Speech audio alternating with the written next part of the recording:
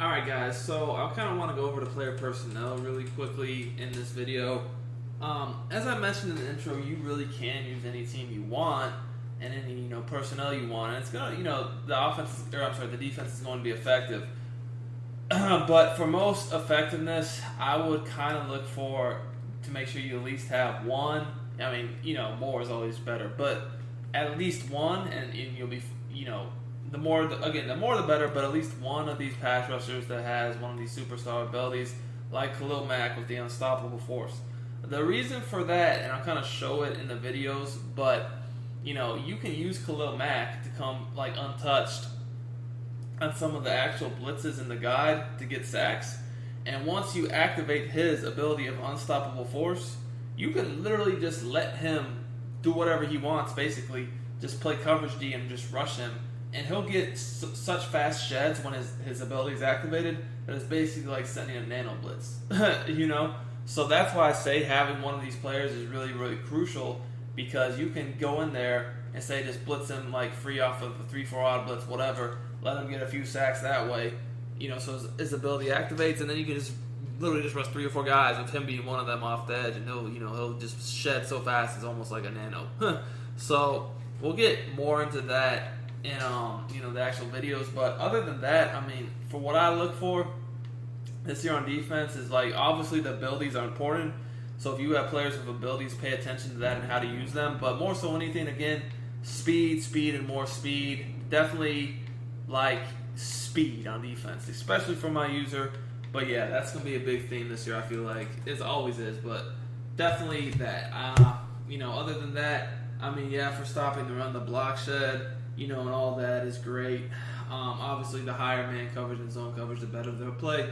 The more pass rush moves they have, the higher ratings of pass rush moves they have. Obviously, they're going to get more pressure. But same stuff as always in that regard, but I did want to just go over the importance of that ability, because it's going to be huge for how we play defense. Or, it's going to definitely increase the effectiveness of your defense tenfold for sure, in my opinion.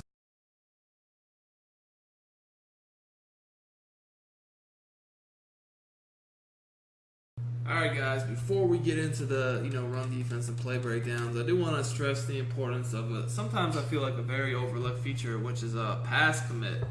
So this year I've noticed a big difference when I pass commit to when I don't. Now what I mean by that is, yeah, pass committing helps your zones react better, or coverage in general react better, but just like as far as the pass rush goes, I've actually noticed a huge difference if I pass commit or if I don't, as far as how my defenders react in just simply rushing the passer. Like, for sure, I've noticed. So, like, you'll see here, alright.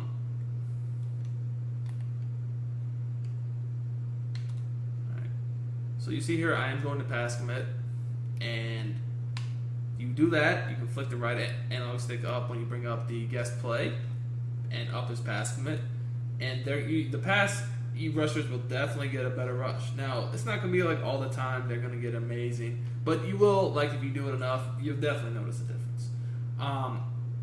Another thing I'll say about this is, like, I mean, I definitely notice my run defense being worse if they happen to run the ball when I do pass commit. It's not like, oh my gosh, they're about to crib a run just because I pass committed if they did run, so it's not that big of a deal. But I definitely do notice worse run D. So it's not like there's no risk to it.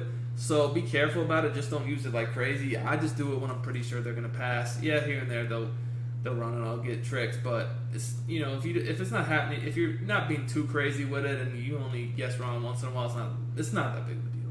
But it definitely does have a big reward factor to it, as you're going to see here. Let's see what happens. So, I mean, dude pretty much got insta-sacked on a 4-man rush. Granted, you do see Khalil Mack had his unstoppable force ability activated, so that also played a part in it. But the pass commit is definitely important as well. Now, I do go over the importance of these superstar abilities like Khalil Mack's, unstoppable force and how to scheme around it a good bit in these videos. So pay attention to that. I actually have a strategy on how you can get that ability if you have one of those guys activated pretty quickly in the game, and then how to use it. But it's definitely a game changer. Like, defensively, it's by far the most important ability.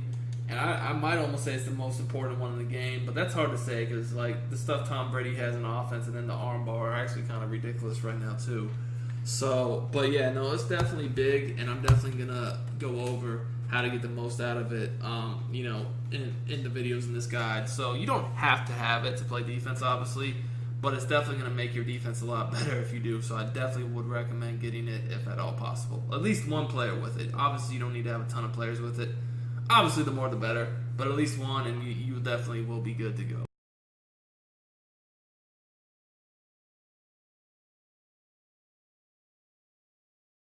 Alright guys, in this Madden 20 tip, I want to go over some ways to stop the run. I'm going to look at two different ways. Excuse me. We're going to be doing shooting the gap with the linebacker and then playing on the safety. So you kind of got two different ways to do it. When you play on the safety, your user's not as important, but we're going to show you how to shoot the gap with your user if you want to do so. So we're going to look at 3-4 odd. It's my favorite formation to stop the run. We also cover how to stop the run from this formation in the Ultimate Defense Guide for Madden 20. And you could really almost use any play you want, but my favorite play to use is the cover 4. You could do quarters or just the cover 4 drop. And I'm going to show you how to stop it with your user on the linebacker or the safety. So here, if you guys notice, we're going to be using the linebacker. So all you're going to look to do if you want to use the linebacker is just literally just get on the strong side inside linebacker, meaning that you see that they're going to have the tight end on the right, so that means they're probably running to the right. So we're going to get on him, and all I'm going to do is put myself on a blitz angle, which you don't even have to do, but I think it makes it easier. At the snap, I'm just going to run through the gap, and that time, I just didn't run through the gap, but you're going to have a free shot at the running back by doing that. Alright, so let's do that again. And as you can see, right there, easy tackle. Now you can hit stick him, you don't even have to, it's just whatever you want to do. See again, that time it was flipped, but the run D was solid overall. You can do whatever coverage adjustments you want. You can even blitz all the linebackers down if you think you want to do that. As you can see here, just flying through there, easy tackle. Same thing again, just flying through there. This time, I kind of got caught up, but again, that's just because I'm trying to do two things at once. It's not like I have someone playing offense for me. Here, flying through the gap, force them outside, we're right there. So, as y'all can see, it's definitely a very user-friendly defense. Just want to run straight through that gap, make the tackle, hit stick, whatever. And you can do it from any D. Like I said, the cover 4 is my favorite, but you could do it from, say, Tampa 2 if you wanted. Doesn't really make too much of a difference. Be sure to shoot the gap, and if you miss the gap, generally when you're in cover 4, I feel like it's a better defense overall. So that's kind of why I like cover 4. Because you see there, that wasn't cover 4. There's cover 4, easy. Just takes a few minutes to get down. It's super easy. I broke this down in the Ultimate Defensive Guide before the game even came out. So I've had this for a while. Other people, of course, finally starting to catch up, figure out how to shoot the gap. But y'all know me. That type of stuff is the first thing I lab. I don't start playing the game until I've run defense. Here's another stretch. So you can see good defense overall. It's not just your user, but you definitely can just come through the backfield like that very easily. Although I did get picked up at the last second because again I'm trying to do two things at once, so it's not the easiest. But there we go. Y'all could check the replay out here in a second. Now you could pinch the D-line and spread the linebackers out if you want a little bit more, kind of like just a good front. But when you pinch the D-line, you can't shoot in the backfield so easily, so I don't really like to do that, because I want to get in that backfield. But yeah, I like the cover 4 quarters play the best. Some of the other ones I feel like don't work quite as well overall. Show you the cover 4 quarters again. Now here, let's do something different slightly. Say that they were running a stretch with the... So say they run a stretch with the tight ends, the strong side was the other side, you have to get on the other linebacker. So here you see the strong side's over here. So I'm just going to get on the linebacker on the left, because again, that's the strong side. It's going to come right in, easy tackle. Now again, you kind of got to know your personnel as far as who you're using as well. Because, some linebackers, you probably don't want to go for the hit stick because they're just, they don't got the tackling for that, hit power and all that. Some you just might want to go for the regular tackle like I did here. Some you might want to go for the hit stick. It just depends. But y'all can see, it's super easy to shoot the gap. You just got to run straight through, like straight down, and then you tackle, conservative, hit stick, whatever you want to do. It's not hard at all. We can go for the hit stick fumbles, or we can just wrap up. So that's the defense, like I said, that I broke down in the guide before Madden was even out. So I had that before anybody else, the best run defense in the game. Now, if you're not comfortable too much with your user doing that, I feel like it's pretty easy that anyone could get it down between 5 or 10 minutes at the most. But if you're not as confident in your user, something you can do is just pick cover 4, pinch your D-line, spread your linebackers, and you can press if you want, or you could baseline press. But if you do that, I'd recommend moving your DBs up, your safeties back, because you don't want to get beat deep. Now, when you do this, you can blitz all the linebackers if you're sure they're probably running, but you don't have to. However, one thing I'll say is when you're using the safety, make sure you use the weak side safety, because you can get more run support that way. Like here, clearly you can see the tight end's on the right. So again, they're probably running to the right unless they were to motion like a receiver over and playmaker run to the left. But with this, it's not so much about shooting the gap, although you can against certain runs. It's more so just it's a good overall front. You can see right there we were able to not necessarily shoot the gap, but there's really just nowhere to go because we had all the gaps covered pretty well. So he had to cut right back to us, and we were there for the tackle. It's just good run support. Now, if you, like I said, you don't necessarily have to blitz all the linebackers or even baseline and press. You can't just keep it like this if you wanted to.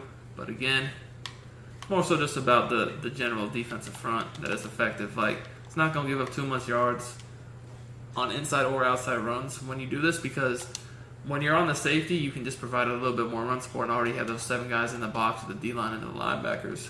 Another thing about it is, here we're just going to do like a dive. Just do dive. Another thing about it is like, the safeties, if they do happen to pass the ball, they get the better ball hawk type animations this year, DBs, because linebackers can't really do that anymore. So you can see here, I shot that gap. It looked like he was going to the left. I guess the computer or whatever saw me shoot through the gap, so it cut back to the right. So you see here, I kind of saw it inside run, kind of like squirm through this A gap. And the guy kind of tried to avoid me, which he did. But, the rest of my defense is right there for the tackle. So between these two defenses, everyone should have some solid ways to stop the run. If you're confident with your user, I would do that, because that's going to just, once you get it down, and like I said, I know I missed the gap a few times in this video, we're sloppy with it, but that's because I'm, trying to do offense and defense at once. But you get confident with it, and the game is really easy to do, so you can get lots of hit stick fumbles or tackles for loss that way. And then also, if you don't have the best stick and you don't want to do that, just play on the safety, and it's going to lock down the run pretty well as well. So hope y'all enjoyed these run Ds. Like I said, best in Madden 20.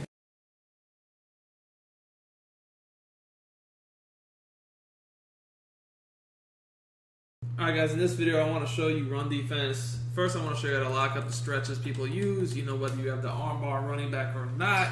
The Browns are glitchy teams, they got good backs. You can see here Chubb, Landry, Beckham, good tight ends, Mayfield. Their O-line kind of sucks. Well, it's not sucks, but it's not that great. It's below average, I would say. But other than that, they got a great team.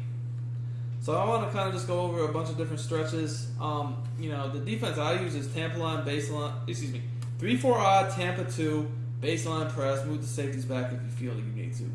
All I do is I use the inside linebacker on the formation, the strong side of the field that I think they're running the stretch to. And that's going to allow you to shoot in the backfield, just destroy them. Just like that. It's that simple. Literally Tampa 2, 3-4 odd, baseline press, user inside linebacker. And the stretch is dead, because the reason for this is when you use the inside linebacker and the side they're running stretch to out of this defense, you see this hole open up. And you just fly in there. I missed the tackle there. But the thing is, even with the running backs that got armbar, if they stiff arm you, fine. But you've already stopped their momentum in the backfield, and then the rest of your team's going to be there to rally. So, how are they going to, you know what I'm saying? Even if they break you off, this is not they can't just make stiff arm 100 people during a play, especially when you stop their momentum in the backfield and you got other teammates there ready to help you out. It's going to be dead. All right. So, now here is kind of if they were to flip it, You know, this is one stretch that you might not know which side they're trying to run to because the formation is completely balanced. But most stretch plays, you're gonna know just based upon the formation because you know one side of the formation is gonna have much better blocking. They'll send someone in motion, just something. This is kind of an exception where you would not always know because again it's it's balanced, symmetrical on each side. But 9 times out of 10, the stretches people want to run, you automatically just look at the formation and you know from the get go. And this is just bad stick by me. I had him again. But you just know from the get-go, oh, they want to run that way. You know what I'm saying? Whereas this one is one of the few that you just don't know. But it doesn't really even matter. As you can see here, I'm in the backfield tackle. Because with stretches like this, there's not one dominant side of blocking, so the blocking is not just going to be amazing anyway. But like if you look at eye close, which is one of the more popular ones right now, you know, clearly you look at this formation and you're like, well, the tight end is on the right, so of course they want to run to the right. I mean, it's just common sense because the blocking is better. So you just get on this guy, you just come in the backfield, bam, they're dead. Like I said, when you're coming in the backfield like that, they don't even have all their momentum. So even if they stiff arm you, which it's obviously harder to do when they're just getting the handoff to stiff arm somebody, you know, good luck is the way I look at it. Good luck. You're not going to be able to just kill me running stretches because I'm coming in the backfield to stop the stretch every single time. And then, you know, I like the baseline press from Tampa too, especially against these formations that are compressed, because when you baseline press against them from Tampa 2, look at the corners are attacking, right? Now, they're not necessarily going to do that if it's not a formation like this. If the receivers are out wide, they don't always do that, but look. Woo! Is that. You can just continue looking at different ones, like we could do eye tight, like it really does not matter. You just gotta practice against all the stretches people run, and you're gonna see how to shoot the gap every single time. It's not that hard, and it's definitely gonna be the end of the world for these stretches. Like for sure. This stretch stuff is not popping off. And again, that's like you have to realize I'm not hitting the hole every time because I'm trying to do 2 things at once. It's a lot easier in a game where I'm just strictly playing defense and I'm not worried about the offense. You can see like I'm just not, you know, I'm not doing anything. The last 2 plays I had no impact, so that's just on me. Like I gotta get in the backfield, and that's what I'm gonna make sure I do it this time. See, in the backfield, I missed the tackle though. But you know, it's the hole's there every time. I just gotta be good and just stop missing tackles. There we go. See, it's that simple. It's just like I said, you have to cut me some slack because I'm trying to do 2 things at once. But if I get in there, you know, they got nothing to do. I'm just lined up over the guard. I'm not even doing anything crazy. It's that simple. Now you also can blitz your linebackers and then just use your dude in the zone. You know, give you a little bit more possible penetration. Or even a spy, just whatever you want to do. Or you can even just keep them on the blitz angle. But I don't really like to do that because I feel like sometimes the blitz angle takes me out of the angle I want to run with for my linebacker, personally. So I don't really like that. But again, you can just see not much going on here. And I haven't even been that great, honestly, as far as hitting the gap is concerned. I did a good job there. You know, again, I didn't even make the tackle, but just me being there. It's just when you have multiple defenders ready to make a play, it's going to be a lot harder for them to just, you know, just throw you off of them and keep going. Again, I lined up at there. You see how I lined up too far to the inside, so I missed the hole? You want to stay over that guard. It's not very difficult, and you can even do it from different defenses if you really want to. See that hole? Bam. I didn't hit it there, though. Golly, my stick is really bad right now. But you can also do it from other defenses, although I feel Tampa 2 works the best. Like cover 3 sky, especially if you bring the safety down in the box on the side they're trying to run to. Definitely works real well because he's gonna fly into the backfield. So like if you want to run cover 3 sky, I would turn auto flip on. And by doing that, no matter what side they break the huddle, like what formation, whether they flip their play or not, that safety's gonna come down in the box on the strong side of the formation when you turn auto flip on, and then you can use the inside linebacker on the strong side to shoot the gap, and it's lights out. They're dead.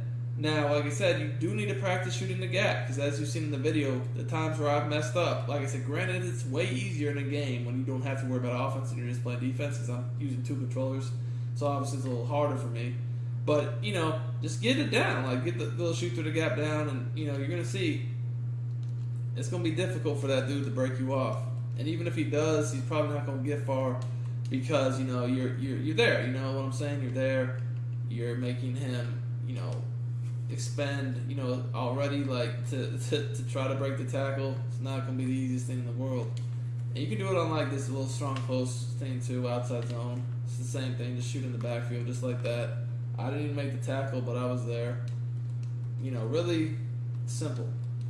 And, like I said, I like doing it from Tampa 2. You can do it from cover 4 and also cover 3 sky. Those also work pretty well.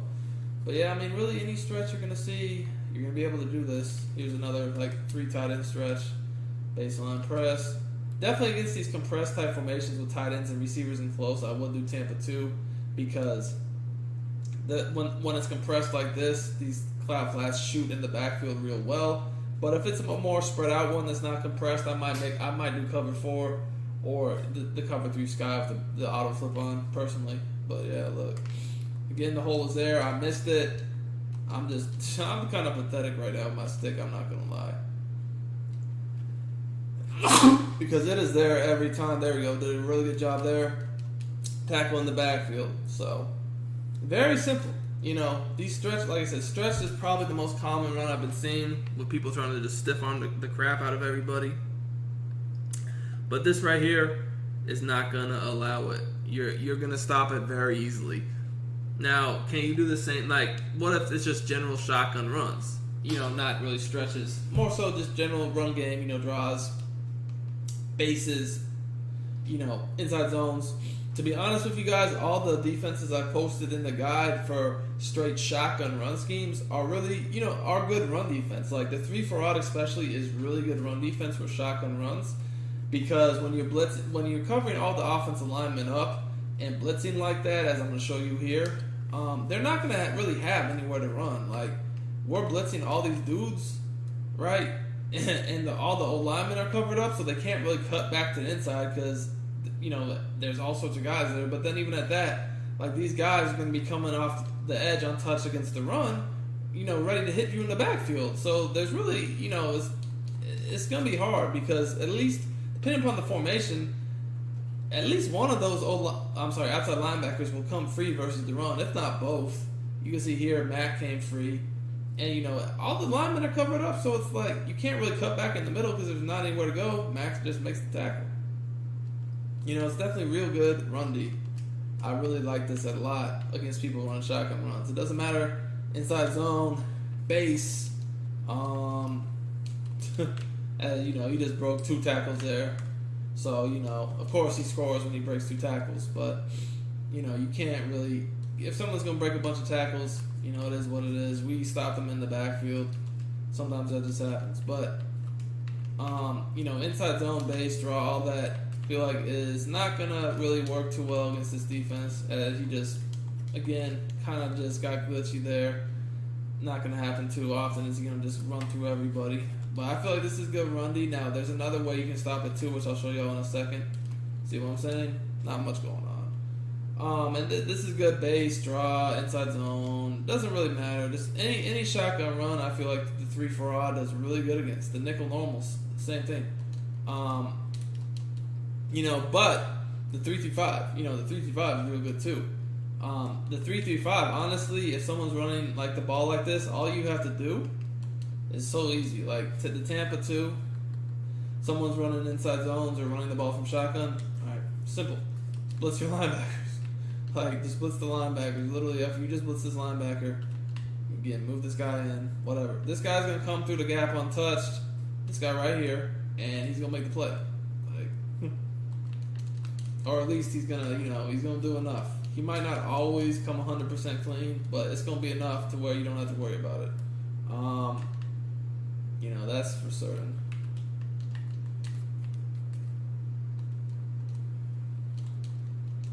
I didn't even set it all the way up there, but it's just real solid run defense. here. See what I mean? Made a cut back, wasn't able to get many yards. But again, really any of the defenses in here will do a good enough job to where you're not getting beat by shotgun.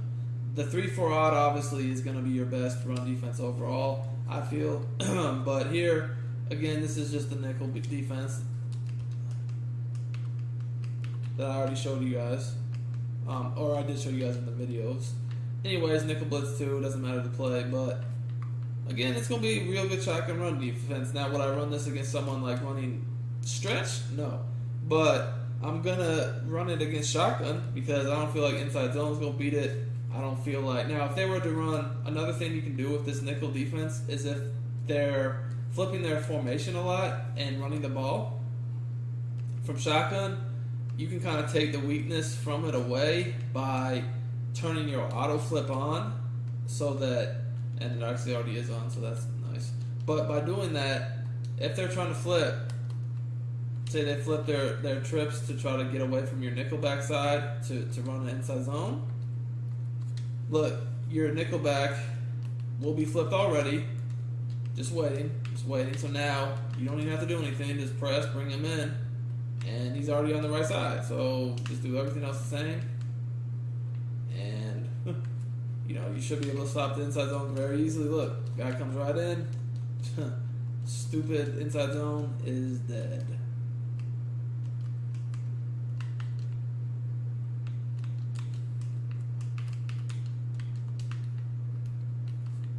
This is, again, this nickel blitz 2 with auto flip on, and it just brings that guy on the side of the trips to where they can't get outside it when you have auto flip on, because he's always going to be opposite the running back.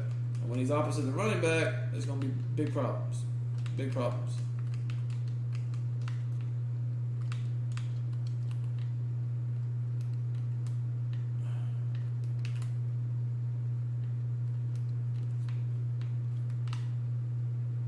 Look, there's not going to be able to run. Now, base and all that, again, same type of thing's going to happen. That was just inside zone, which is honestly better.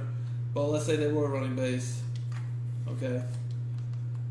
Again, this is just nickel. Like, honestly, nickel's probably going to lock up the run for shotgun really well with auto flip. I wouldn't worry about the run at all. It's just kind of like if they're under center, I probably want to pick nickel normal. But I would have no problem running 3-4 odd or even nickel 3-5 on under center run schemes. But nickel normal definitely locks up the run from shotgun. Completely fine, as you can see there.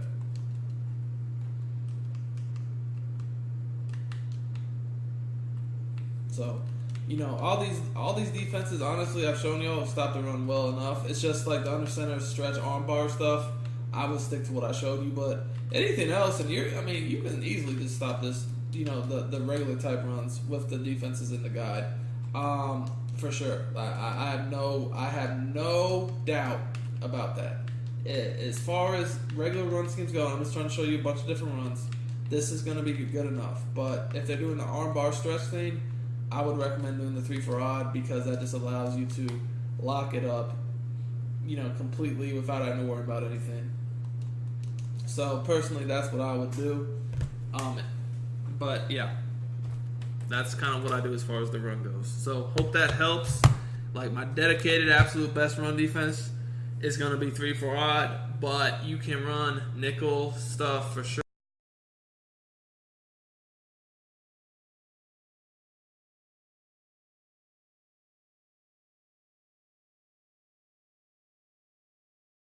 What's up, guys? So in this video I want to give you another little tip as far as run defense goes. So I kind of showed you like how to manually shoot gaps, certain things I like to do, certain setups and plays I like to use for run defense. This tip is more so like a general tip that, you know, you can apply to you know, really any defense you're using. It's gonna make your run D better, but still do prefer 3-4 odd for run D. And still do prefer, you know, certain plays like the Tampa 2s, you know, cover 4s, and then like the cover 3 sky if you have auto flip on to bring the safety down in the box on the strong side of the formation. You know, I definitely still do prefer stuff like that. With that said, I'm going to look at cover 4 in this video. I want to look at stretches and dives, inside and outside runs basically. So the tip is pretty simple. I mean, I do like to press coverage when I'm using it because it gives better reaction for my outside corners. But I'm not going to always have the safeties so far up. I might move them back a yard or two. But basically, my tip is going to be applied to any defense you want to use. It does not have to be 3-4 odd, but 3-4 odd is, in my opinion, the best run D. So you can still shoot the gap, as y'all know. But another extra tip that's going to improve your run defense, besides doing what I just did there to blow it up yourself, is going to be you want to, after the ball snapped, when you recognize it's a run, you want to press the right analog stick in, because that's going to send your defender at the, kind of like when the quarterback's scrambling or when it's a pass play, you press the right analog stick in, and it sends, the closest defender at the quarterback. It also does the same thing in the run game as far as sending the guy at the running back, that's closest in the run fit. So I definitely feel like it helps, just in general, not even specific runs, but just period, I feel like it's very helpful. As you can see, that time I didn't even shoot the gap myself, and Fuller flew in. Definitely do feel like this tip will help you whether it's inside or outside runs. So let's take a look at a dive. This is something that's actually been in Madden. So some of you might know this, some of you might not, but it's been in Madden. We've put it as a tip before, but it's definitely something I like to do this year as well. Because if y'all knew, if you see the whole manning up stuff doesn't work as well anymore. I feel like they kind of fixed that last year. If you man guys up, against the run game, those boys would be flying downhill at the snap. Whereas here, kind of see there's that split hesitation. They move back a little bit. It's not like it was last year. So I definitely feel like hitting the right analog stick and once the ball snap definitely makes a difference. And it's not, going to be something that's really crucial in my opinion. So if you look at the snap, remember how they reacted last, the safeties? Look at them. They're not moving right away. Now, again, it's not going to send your whole defense in at the running back like it's a run commit. It's just going to send the closest dude. So here, don't expect the entire defense to do that. Don't expect the safeties to do that. And then the entire defense too, because it's not a run commit. But bam, I definitely feel it does help.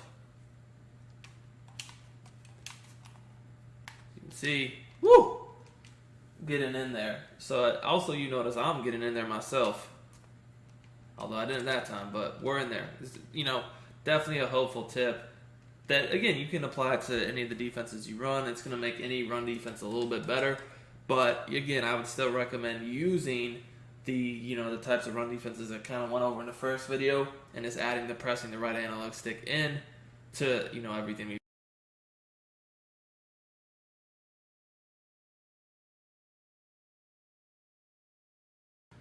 3-4 bear is a real nice a real nice defense for bringing pressure. Not run defense, but it is not a bad run defense. But it's definitely defense I like to use to screen. And my audibles for the 3-4 bear are gonna be as follows. What in the world? All right, thank you. So it's really 3 plays. I use pinch bug 0, cover 2, and cover 2 invert. So the others you could set up, whatever way. I use the free safety a lot, or the safety in the box a lot, so make sure this guy's fast. And then your 2 best pass rushers should really be where you see Mac and Floyd. Now I will say I always come out of pinch bug 0, and I'll explain why. The reason why I do this is pretty simple actually. Basically you see how this linebacker comes in the box, and it's similar to the 3-4 odd look. So if you come out in this play, even if you audible to cover 2 or cover 2 invert or cover 3, he'll stay there. So I always do a few different things though. I always base a line, and then I always crash my line to the left, and I always pretty much use one or 2 guys. Like for instance, if I want to use if I actually want to keep it like it as it is right here, and just end up blitzing 6, what I'll do is I'll put this guy in a blitz angle and contain, but I'll just user him, and then once the ball snapped, I'll just drop back into coverage, and that'll allow me to get 2 guys free this way, blitzing essentially 6. And if I'm gonna do, if I'm gonna do this, like, I know I'm leaving the tight end unguarded, so I'm pretty much gonna have to watch him myself. If he goes out in the flats, I gotta go check him. The other thing you could do, and I don't know why I ranked him at there, is you could just blitz this guy right here if you really want to, and just do the same thing. Crash your line left, just kind of stand right over him, and basically if you want to leave the tight end unguarded, so if they block the running back, you still should get 2 free, but we're only blitzing 6 here. But, if they do send the running back on a route, you would definitely have to watch him. And I don't, my defense is just run committing nonstop. Let's stop run committing, please. But, that's kind of what I look to do. But this is it just depends upon the formation. Obviously, you don't want to leave a receiver unguarded. That's for sure. Alright, anyways. There we go. As you can see, you get 2 free.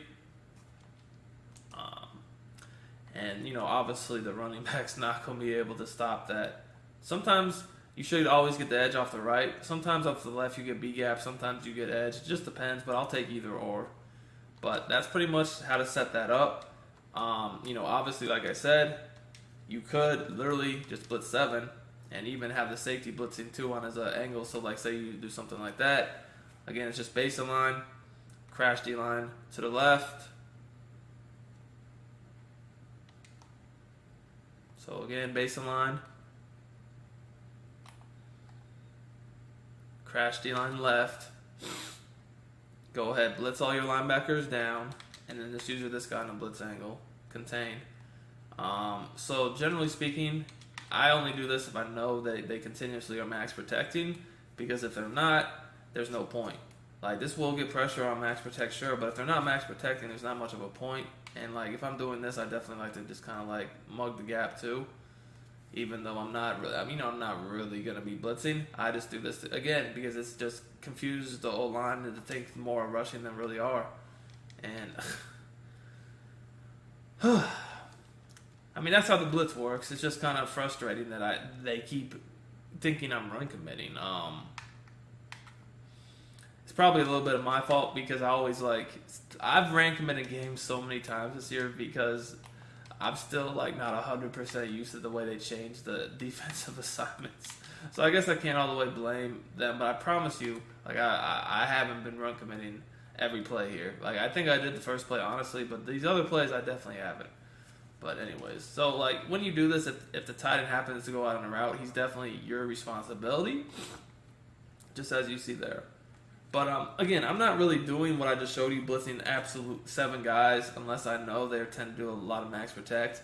If they're just blocking 1 guy, 6 will work really well. And honestly, 6 even works against max protect a decent amount of time, but not all the time. 7 is really if they just continuously want to max protect you. Now, as I said, I come out of this play even if I'm going to audible to others. Like if I audible to cover 2 invert, based on line, you can still see that guy stays there. So I can still do the exact same setups, crash my D-line to the left, blitz down all my linebackers, or do 6 or 7, contain, and then again I can use this guy right here. I can change up the zones however I want. It definitely is very versatile in that regard. So keep that in mind.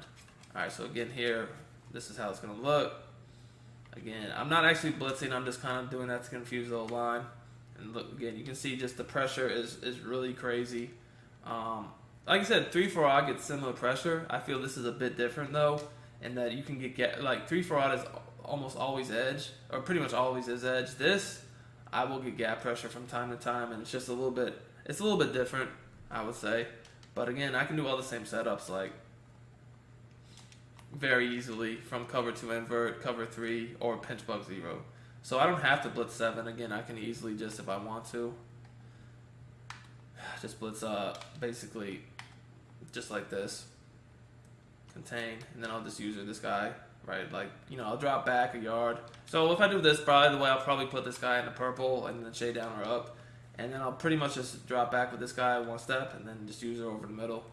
Bam, scream. And again, that's the same from cover 3. So I would just come out of the man, base and line, either stay in the man or audible to cover 2 or cover 3. And again, with cover 3, again, you can see same thing. He'll just stay right there. And then I just crash my D-line to the left. And then I blitz down my linebackers, and then I decide contain and decide do I want to use this guy, or I mean I could even use this guy too. You could use either or if you want to use your linebackers. You just use one of these two, and you would fake rush. So like if I did this, I would probably go ahead and put this guy like in a hard flat, or you know something like that, and then I would just use the middle myself, or potentially man this guy up, just depending upon the formation. You know, again, just all depending upon what I think the offense is doing, and you know make my decision from there. But again, I'll just take that step forward, and then bam, back over the middle. Now that time, I was actually coming up the B gap, so I should have just went ahead and sacked the quarterback, to be honest with you. But hey, do that again. So, I mean, that's why we'll say, generally speaking, this guy is the better one to use. If you're only going to blitz, 6 and not 7. As you can see, bam, screaming. Whoopsies! Khalil Mack is not having it. Now, again, this time I'll do something a little different.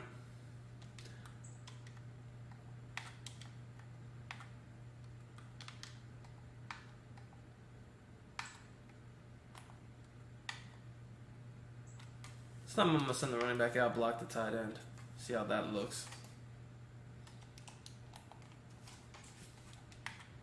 And that you honestly can stand on different sides depending upon what you think the offense is doing. You don't always have to be on that one area. And, the tight end just did literally nothing. So, it's a very easy defense to run. Again, we're basically just tricking the offensive line. I'm, basically acting like I'm blitzing no matter who my user is, but I'm not actually blitzing. I just have myself on a blitz angle, mugging the line. And once I do that, at the ball snaps, I'll let him chill there for a second. Even take a half step forward if it so happens that way, but then I'm dropping back. Like, I'm not rushing. And I'm just jumping on the first read, because similar to 3-4 odd, when I'm blitzing this many guys, I know I'm going to get pressure. And I'm also very aware of pass committing when I know they're passing, especially if they like play action, because that will definitely help too. But, look, like, this tight end did nothing at all. So, this is why I say for max protect, this is really good. Because if they had blocked the running back too, okay, yeah, the running back would have been able to pick this guy up off this edge. But then the tight end is blocking him. Who's blocking Mac? Nobody. And again, that's why this defense is really nice. Now, again, where you user kind of depends upon the offensive formation, to be honest with you. And the coverage adjustments I make, like you can stand over here. You saw me earlier in the video standing more so over to the right. This all depends. But the bottom line is I'll just go through this one more time, just in case y'all missed it. The way I'm setting up this defense is I always come out of pinch bug 0. Okay? I always baseline. Once I baseline, I determine, do I want to stay in this defense or audible? And, if I want audible, I audible. Cover 2 invert or cover 3. I then will crash my D-line to the left, blitz down all my linebackers, contain, and determine, do I want to blitz 6 or 7? If I want to blitz 7, I'll use the safety, put them on a blitz angle, and just kind of do the fake blitz. If I want to blitz 6, I'll make my coverage adjustments, and then get on this linebacker and just drop back and keep him on the angle, but then at the snap, drop back in coverage with him. So I'm only rushing Mac, the 3D lineman, and these two guys over here. So that's 6. So, again, similar to 3-4 odd, I'm just using my user as a way to trick the offense and thinking one more rusher is coming than really is, which definitely, helps out a lot. Anyways, hope you like this blitz scheme. Like I said, it definitely screams. It's one of the better blitz schemes in the game, in my opinion.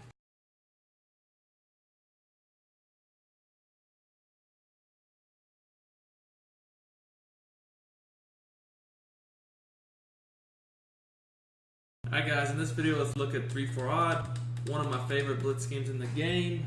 3-4 odd is really good, and I I like it because you can blitz from any play in the entire formation, and you can even kill max protect, which is really difficult to do.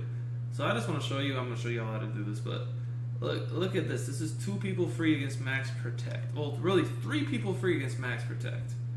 Granted, we're blitzing 7, but yeah.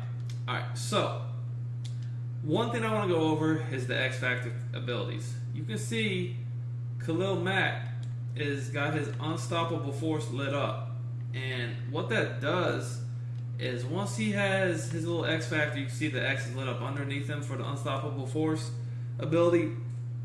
Basically, he's gonna get off blocks almost like it's a nano, and get pressure that fast. So you don't even once his thing is lit up like that, you almost don't even have to blitz because he'll just get pressure that fast, which is just absurd. One thing about it is, you just have to get that lit up. You have to allow him to get his sacks.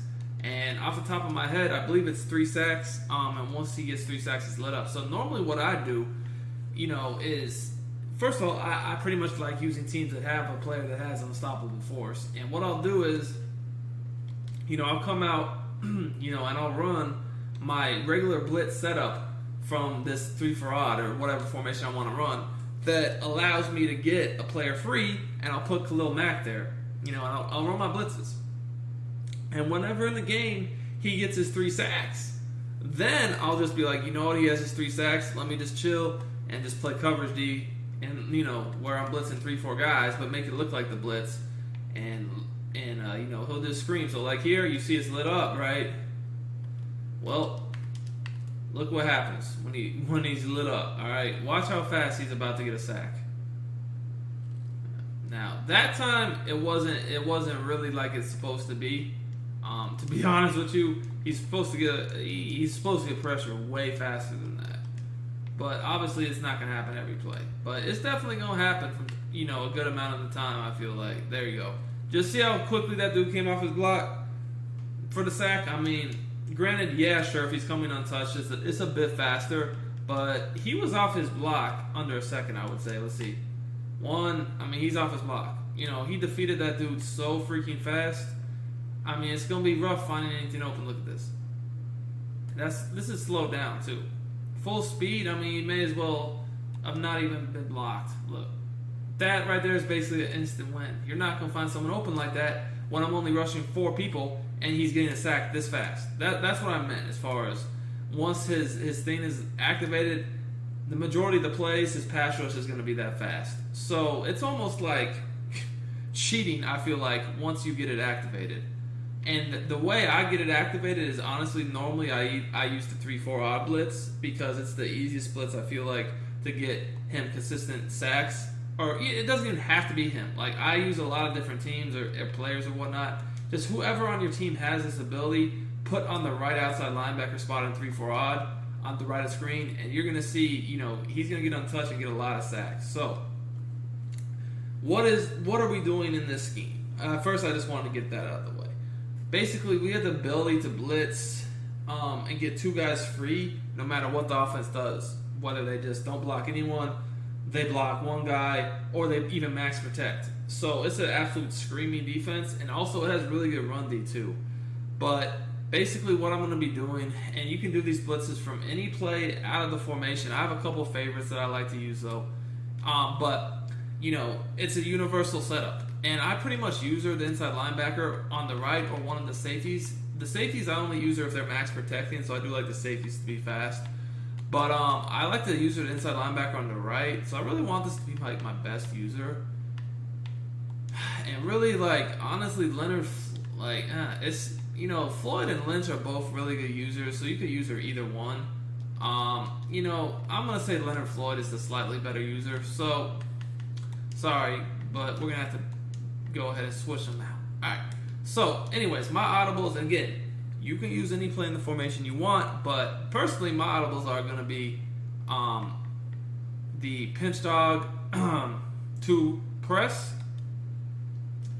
the pinch bug 0, which is a man blitz, cover 4 quarters, And then it's going to be where's the blitz at?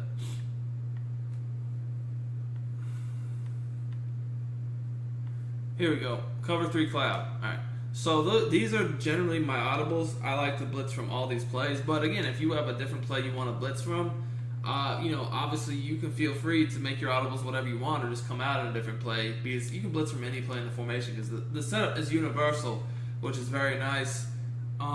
This is a really, really good defense in the game right now. One of the best, if not the best. So for the purpose of this example, I will just do, any of these plays are fine, but I'll just do cover 3 cloud.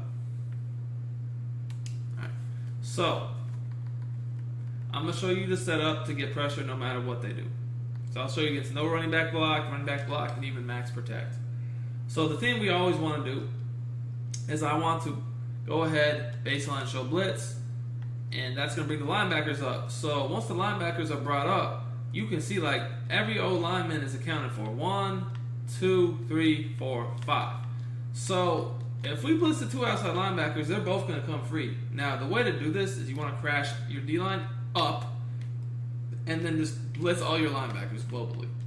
So it's going to look like this. Now, we're rushing 6, but we're not even really rushing 6 because what's going to end up happening is I'm going to really just drop back my user into coverage and I'm just going to basically trick them into thinking I'm blitzing when I'm really not, right? If that makes sense.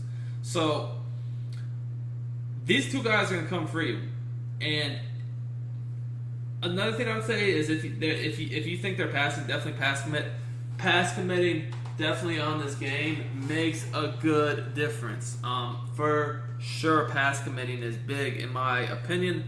I would recommend pass committing at all times when you think when they're passing because your zones react better, your coverage is better. Also, you get better pass rush.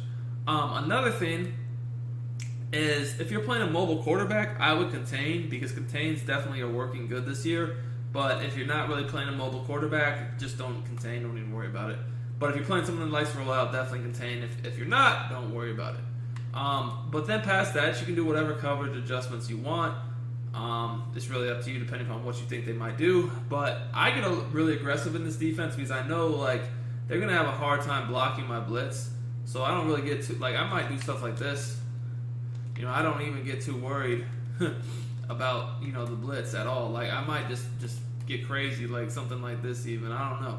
It really depends upon what is going on in this, what they're liking to do. I'm definitely going to get crazy. Anyway, so we're not going to block anyone first, and then we'll block someone the next time. But again, all I'm doing is just baselining, showing blitz, crashing D-line up, and going ahead and blitzing all my linebackers and using the one on the inside one over the right on the right guard and just dropping back in coverage once the ball is snapped. And you'll see both of these guys are going to come free as my controller just broke. So give me a second here to fix that. Or it didn't break, but it fell. I'll put my hook back up. Alright. So. Alright. Anyway. So that was with nobody blocked. Well, block the running back. Let's see what happens. So again, baseline, show blitz, crash D-line up.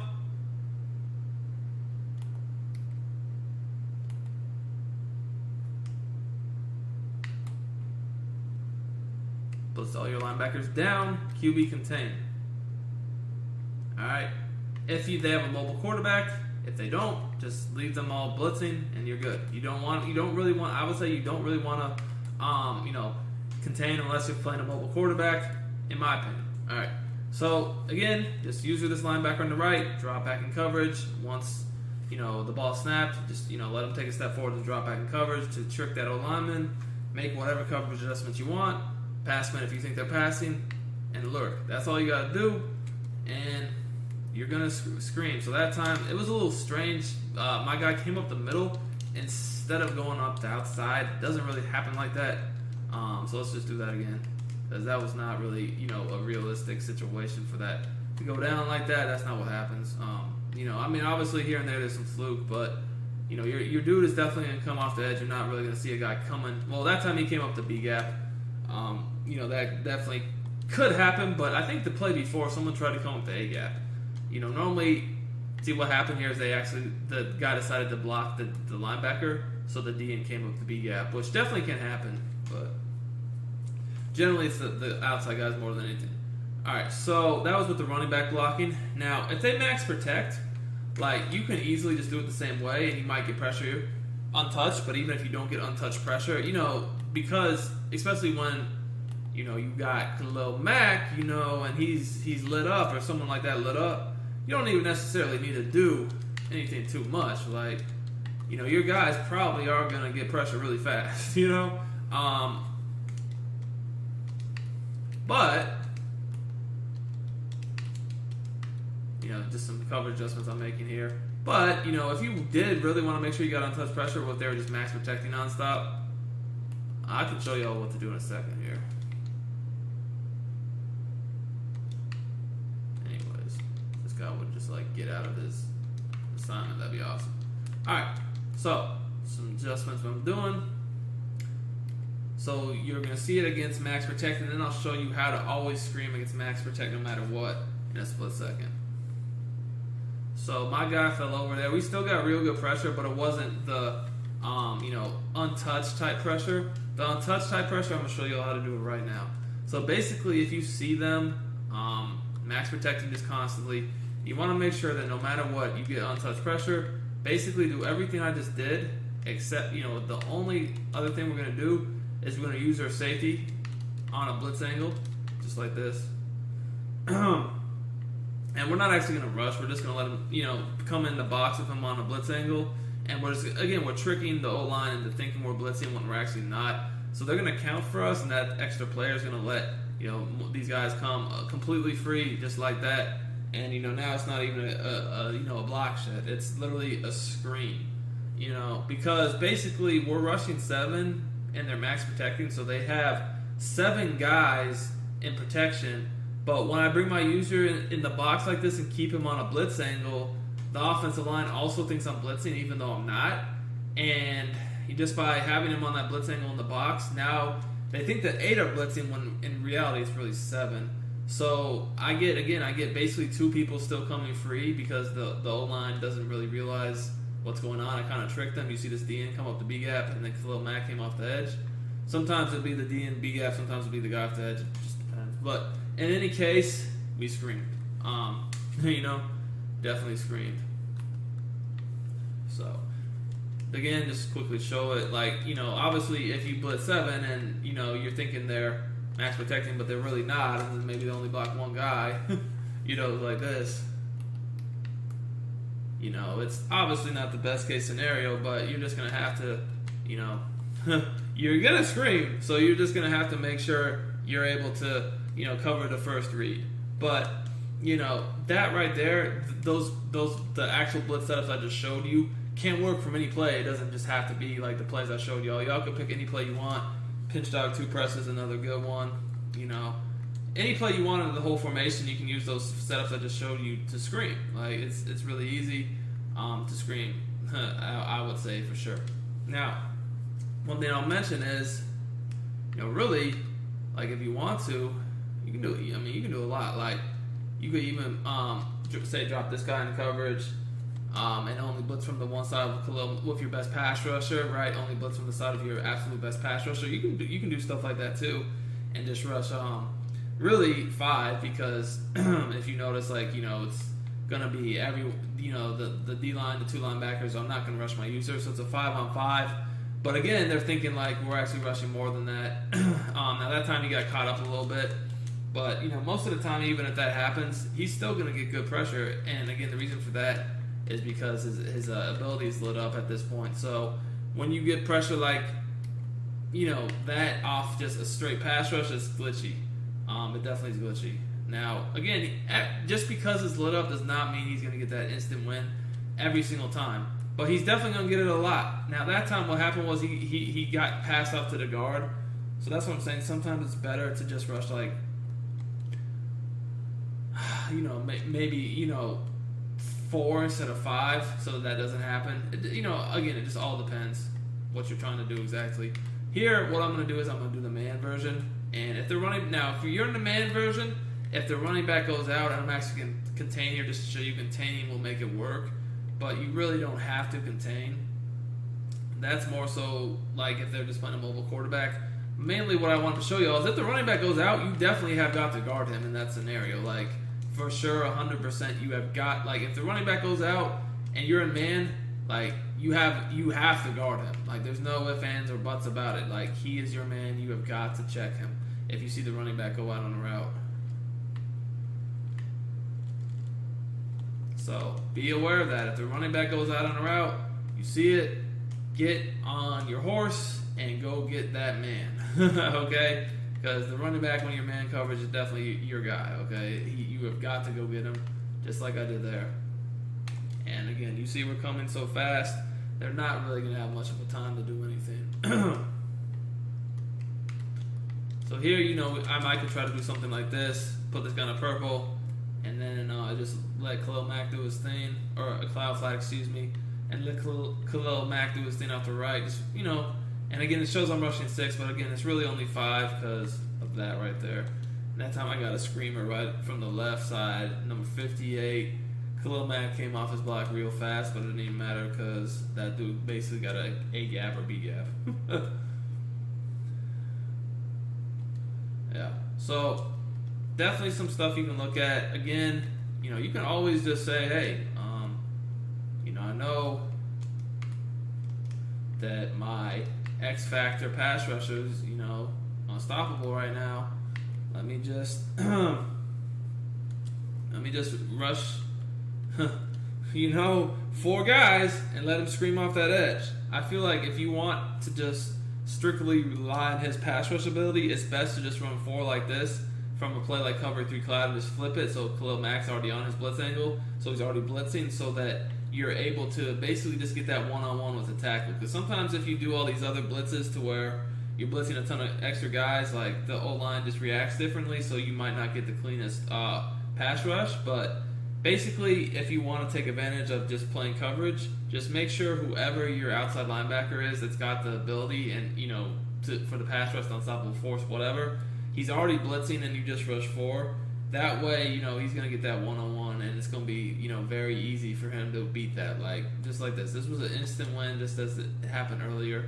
And, I mean, there's no one open at that point. And I definitely feel like pass committing definitely helps it. But, again, if you want to take advantage of that, just see he's on the right. Flip your play and pick a play where, just pick any play where he's already blitzing. It doesn't even have to be flipped, but if you want to run a play where it's the other linebacker that's blitzing, like Tampa 2, just flip it. Then he's going to be blitzing. Or cover 3 sky, flip it, whatever. He's blitzing. Keep it like that, but only rush 4. Because if you try to rush more, like you could even run 2-man and flip it. If you try to rush more, I feel like sometimes the O-line plays it differently, and he'll get more attention, or like, they'll try to pass him off, or they just block different, you know? So that's why I prefer to rush 4 in those types of scenarios for sure. Change up your coverage, do whatever you want. But yeah, this blitz scheme right here is going to kill people. The pressure is so fast. There's really no good way to block it. You know, you're going to live in the opponent's backfield. All you got to do is be halfway decent with your user, mixing in your coverages and making adjustments, and you'll get a ton of sacks and stops. Literally, I just showed you guys how to be even max protect. And again, I forgot to mention it, but you can use either safety. It doesn't even matter. So like, let's say you're in cover 4 quarters. You know, obviously the only thing with using safeties is I would probably use whichever one is on the weak side of the field, so that, you know, they're not really, you know, any obvious openings in the coverage, you know, for them to exploit. But like right here, you know, I might just do something like, you know, I could do whatever I wanted to really, but I could use her whichever one I wanted. Now, granted, against a bunch, I probably want to use her the one that's like on the side of the bunch. You know, I'd probably use her the weak side one, but just showing you can use her either one. It doesn't matter. The one I picked to use her just all depends upon what they're doing as far as their adjustments and routes and plays and formations they're running. I want to use her the one that's going to give me the least trouble using and gives me the most flexibility to try to like do something. Like as you can see there, I got 2 guys basically screaming. That time it was Mac and the guy up the A-gap. Got the A-gap, got shot blocked it looked like, and then Mac just finished off the quarterback. So definitely screaming real fast. Anyway, definitely recommend getting this 3-4 odd down. I feel like it's one of the best, if not the best, overall defense in the game right now. You're going to scream. You can very versatile as far as coverage goes, and it's also got really good run D. If someone's running the ball a lot, this is the formation I like to use. And we'll show you the run defense in a separate video in the guide, but this is kind of like the pass defense screaming I like to do.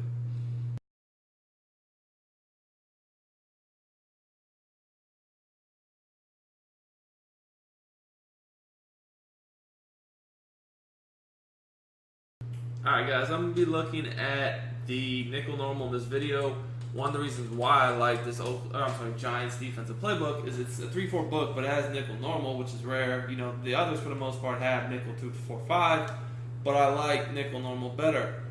Now, I have blitz and coverage scheme. Blitz-wise, I really like it because you can blitz from either side or just the nickel back, or both sides or just the nickel back and mixing in coverage. So the blitzes, you can really run from any play, but I like nickel blitz 2, buck slant, show 2, and under smoke because that's a cover 2, a cover 3, and a man, and they're already pretty much set up for you to blitz from, like very, very easily with minimal setups. Just the nickel back is already blitzing. But, I mean, you could technically do these setups from any play if you really wanted to. I'll just start with nickel blitz. So, we'll show you a couple different examples. So, basically, guys, we're going to want to press, pinch our D-line down, crash them down, and also pinch our linebackers.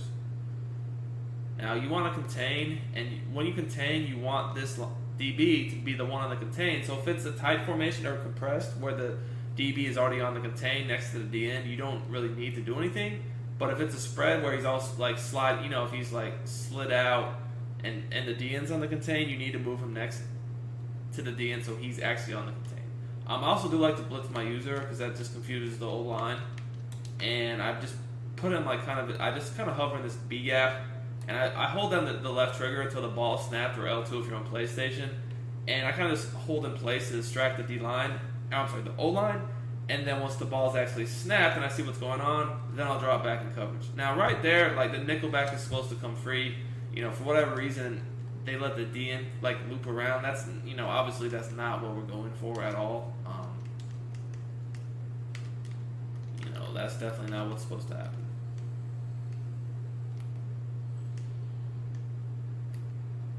All right, so do that again. It should be the nickel back that comes free the most of the time. Just like kind of like that. And I do normally with my user take a step forward as if I'm on the blitz, but I don't actually try to engage. I just kind of like I did there, go forward and then drop back. Kind of like go forward one step, then drop back in coverage. And I also see that when I do that, and I accidentally ran commit there. Wow, I didn't even realize that. But I also see when I do that, you know, the blitz just screams a little faster. But even past that, I feel like when I do that, a lot of times like the quarterback, like the user player on offense will get confused thinking I'm blitzing, and then I'll get a lot of picks just dropping right back over the middle because they don't really expect that. You know, they're more so expecting you to be blitzing once they see that, and then, you know, I get a lot of picks that way. So bam, scream, real easy setup.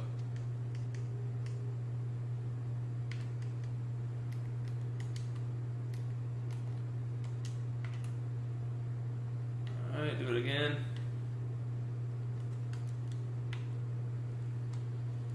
There we go. So this setup, you know, obviously, like if they know how to ID the mic, slide, protect, block tight ends and stuff. Like when you block the running back, sometimes he picks them up, sometimes he doesn't. It really kind of depends what their other adjustments are. But just having a blocked running back won't really do much unless they have other adjustments. But I mean, you definitely can pick it up, you know, if you know what you're doing. But then there's a 6-man variation to where, you know, doing that, it's the same setup. You pinch your D-line and your linebackers, crash your D-line down, press, blitz. Then you want to blitz all your linebackers and contain.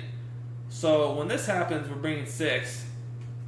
And again, we're going to put our user in the same spot, holding that left trigger, kind of just like fake out blitzing, you know, to kind of mess the O-line up and then drop back in coverage over the middle. But when you do this, And also, guys, another thing I will say is if you know they're passing, I would definitely pass commit because I feel the pass rush is better when you do that. But that's another important thing this year. But when you do this, you'll notice your D end on the right side of the screen will come completely free, like an old school type blitz where he just runs completely in real fast. That's why you want a fast D in there. So there's going to be 2 guys coming free. So now it's going to be very hard to block. Look at that. That was a complete screamer. Goodness gracious. And having a fast nickelback and then defensive end over there definitely make a good amount of difference, I feel. Look at that. Woo-wee. So, if now, it's going to be very difficult for them to block. They're going to have to block this. They're going to have to basically go max protect and hope that it holds up. Like, if you just block somebody, slide, protect, ID, it doesn't really matter now. Even if you pick the right combo, blocking, slide, protection, ID, and the mic, whatever the case may be, it doesn't really matter, remember, because now we have 2 people coming free instead of just 1. So unless you're max protecting, you're not going to have a shot. So you're definitely going to force them to max protect to even have a chance. And even at that, sometimes when you max protect, the blitz will just scream so fast that they can't, it still pretty much just comes in right away, and the max protect doesn't help. But definitely, you could block the running back and ID this nickel back or slide protector, whatever you want to do. It's not really going to make a difference at that point because, there's 2 people coming, so it's not just the 1 anymore, so they can't really just, get it. And like you see there, even though the D end didn't even screen there, just the fact that blitz 6, that happens a lot with the running back. He'll kind of just not, get there to block the nickelback. It's going to screen. So you'll definitely get a good amount of pressure with this. Now I did want to show the other plays. That was just nickel blitz 2, but buck slant show 2. That's a cover 3 variation, and you can. Now I did want to show it against spread too. So say they're in spread, right? You're gonna want to still press and whatnot, but against spread, you're definitely gonna need to move in the nickelback, and you can baseline if you want. But again, just be aware of the alignment due to offensive formations. You always need that nickelback on the contain. So if it's not a tight formation where he already is once you contain, you'll just have to slide him in yourself like I just did there. So it's pretty easy to do. Same thing. But here again, we're gonna block the back, and this is just cover 3, but we're blitzing 6, and he can't. He's not gonna stop him. And I don't know. This is kind of weird why my defense keeps run committing. This time I'll base a line, and you don't even. I mean, you can press. You don't have to, but whatever. I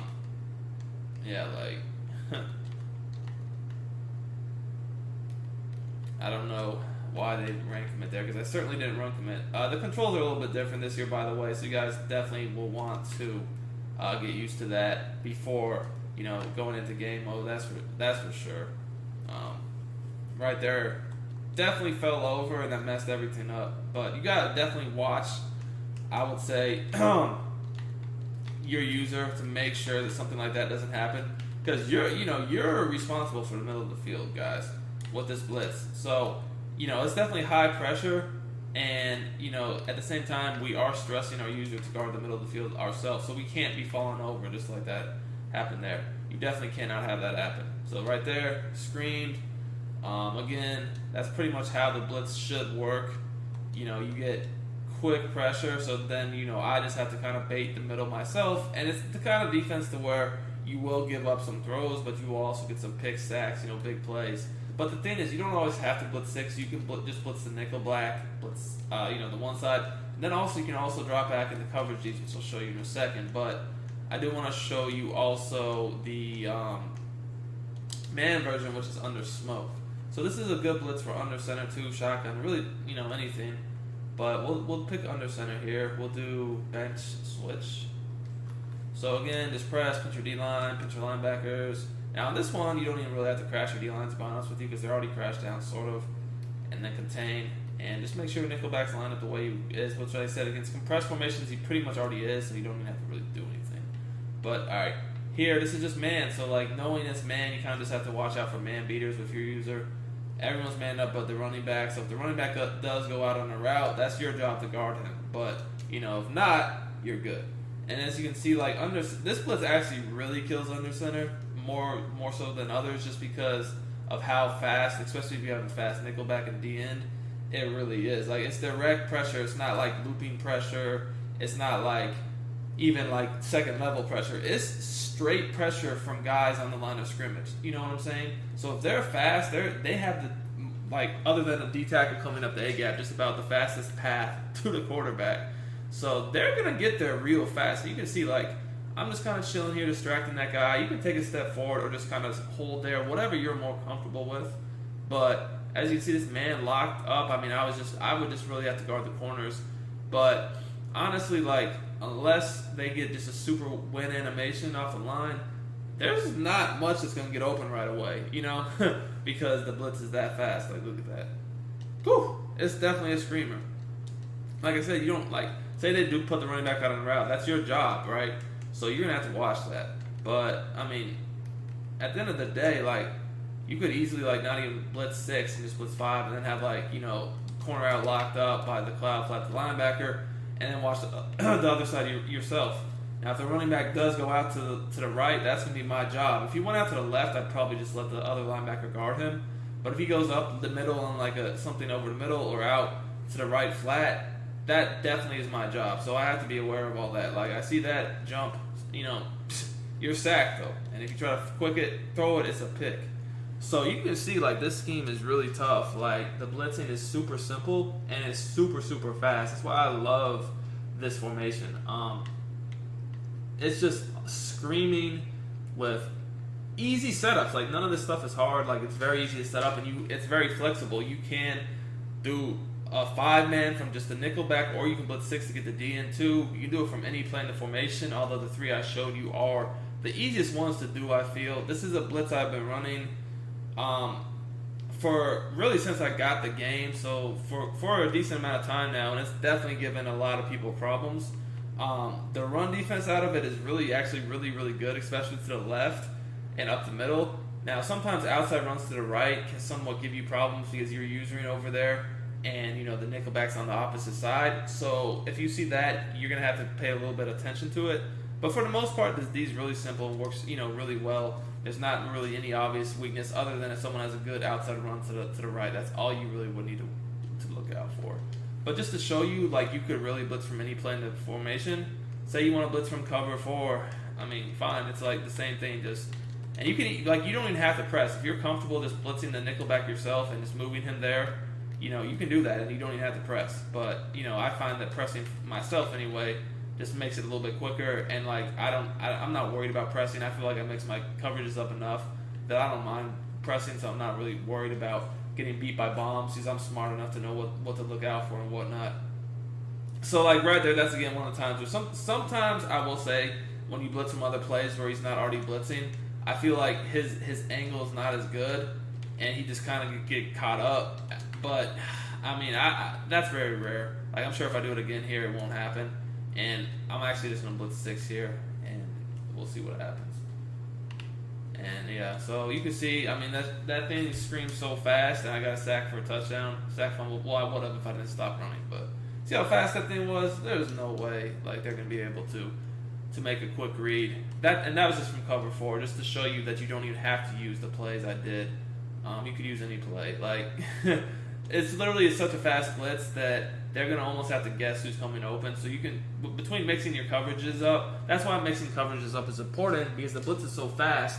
If they don't know what coverage you're in, that's going to be an extra second they have to use to diagnose that, and they're usually going to be sacked, and then they even have to guess where your user is. It's very difficult. Now, here's the thing. This blitz will force them to max protect, and even then, you're still going to get good pressure. Like, you might not get, like, that super fast sack every time, but it'll even be max protect at times. But the really good thing about this scheme is there's a lot of good coverage plays from nickel that as soon as you see them, maybe they just start max protecting a lot. Just lock them up. Do the same exact thing. Give them the same exact look. Right? As the blitz. But just play like a flat out, all out coverage, right? And pass commit. Rush 3 or 4 and pass commit. And this is going to be hell. Now, one thing I will say, if you're going to play this style of defense a lot, like, honestly, the Panthers, I'm actually, for the rest of the video, going to get one of the teams I actually use. I don't really use the Panthers. I just had them picked. I don't really use them, to be honest with you. Normally, to be quite honest, I use a team with a better D-line, like one of the elite pass rusher abilities, because I actually, I don't. The way I feel like defense is most effective on this game is mixing in blitzes with coverage. And the thing is, with the superstar abilities for pass rushers, it makes stock rushes like this 1,000 times better. And actually, if you do the strategy I'm going to show you in a different video, you can get hella sacks just playing coverage, like nano-type sacks almost playing coverage. It's a real good strategy. But anyways, I'll get to that in a later video. But, anyways, so like I like cover 3 cloud. It doesn't even have to be cover 3 cloud, but I'll just make whatever adjustments I want. And, fake the blitz, because once I see them doing max protect crap, I pretty much know, like, okay, they're scared of the blitz. Let me just go ahead and make my adjustments, whatever they may be. And, if I'm only rushing 4 and they max protect, they're going to have problems getting people open. So let's see. As you can see, like Antonio Brown's super glitchy, so he beat my man up. But, that's the type of stuff right there. It's going to be hard to consistently find guys open when, you're max protecting and I'm only rushing 4, still getting decent pressure.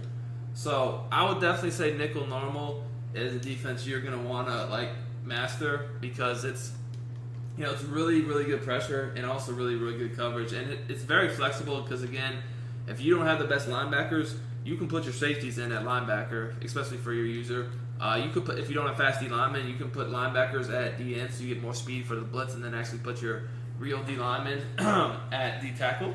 It's got, you can blitz from any coverage, and then you can play a lot of coverage, from it has everything. Like, when I'm playing coverage from this formation, I do like cover 3 cloud a lot, but I'll mix in the cover 4s, matching too, and then I'll mix in cover 6. I'll mix in cover 9. I'll just mix in base cover 2 sometimes, although I don't like that one as much. Sometimes I'll even just play straight man-to-man, and that is actually really good too. Once I notice that they're just going all out for max protect, I like that as well, like cover 2 man. Change up the safety zones depending upon what they're doing. It's definitely glitchy. So that's pretty much what's up with nickel normal. Like I said, for all the other videos, I'm only switching teams so I can kind of show you. I didn't really need it for this video too much, but for some of the other things, I'm going to need it more to show you the strategy I have for superstar pass rushers. And again, you don't have to have a team with a superstar pass rusher, but I would definitely recommend using one, or at least having one on your team, because it will make these defenses, like, you can do a lot with that. You can scheme a lot more when you have one versus when you don't. Because when you don't have one, you don't get quite as much pressure. But if you do have one, and when I say as much pressure, like when you're just rushing your D-line playing coverage. But when you do have one, you can definitely just rush your D-line playing coverage and get like instant type pressure using the strategies I'm about to show you all in other videos.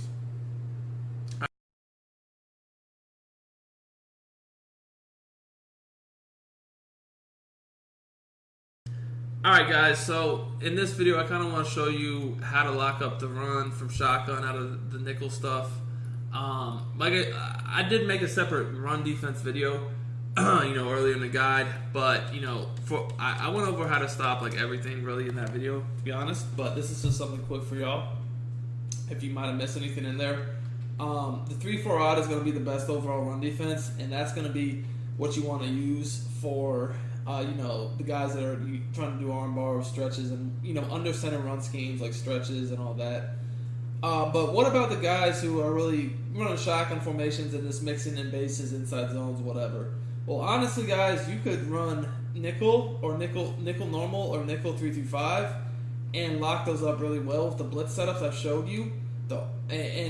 My recommendation would be to use those 2 defenses with auto flip on, because what's going to happen is basically, like, with auto flip on, they're always going to put the nickel back on the strong side of the formation opposite the running back.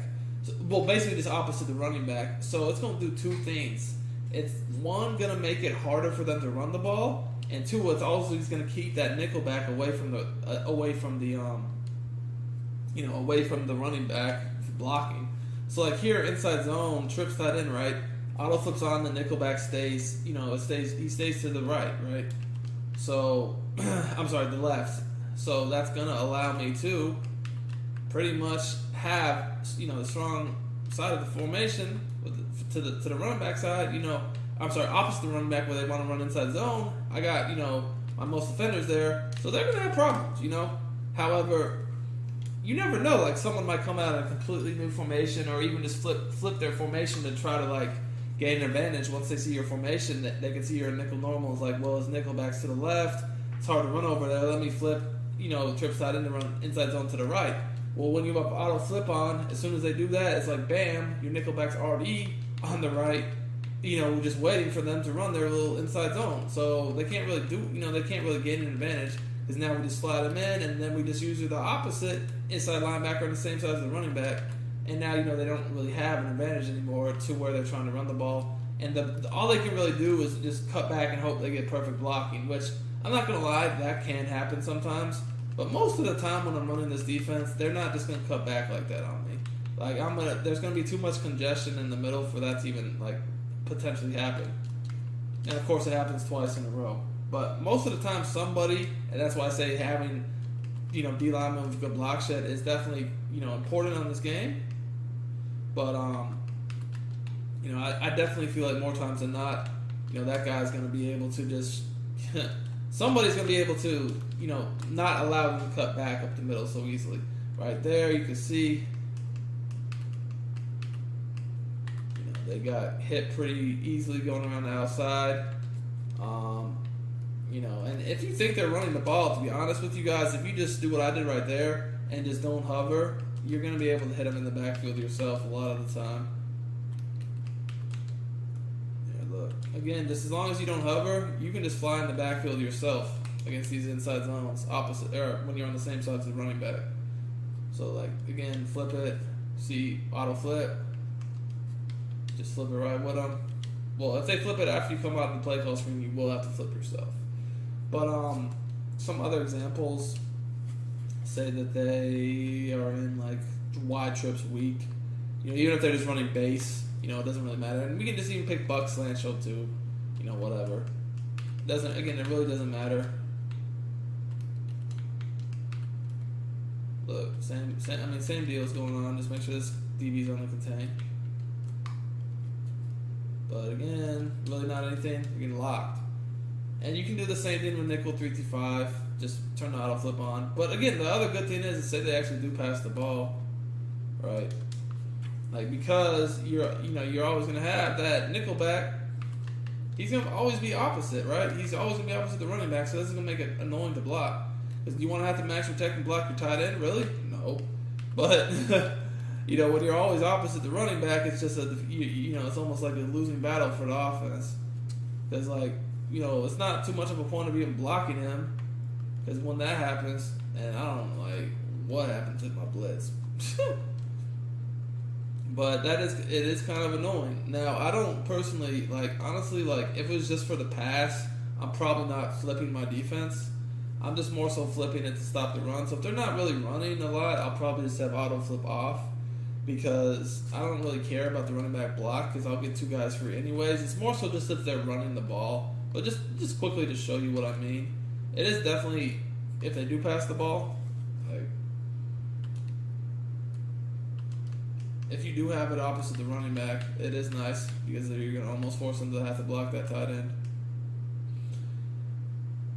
And my adjustments right now on my defense are just, like, messing up left and right. That probably is what happened last time. But here, look. Screaming. So, just to show you real quickly how this looks if they're in, you know, I don't know, like, slightly different formation.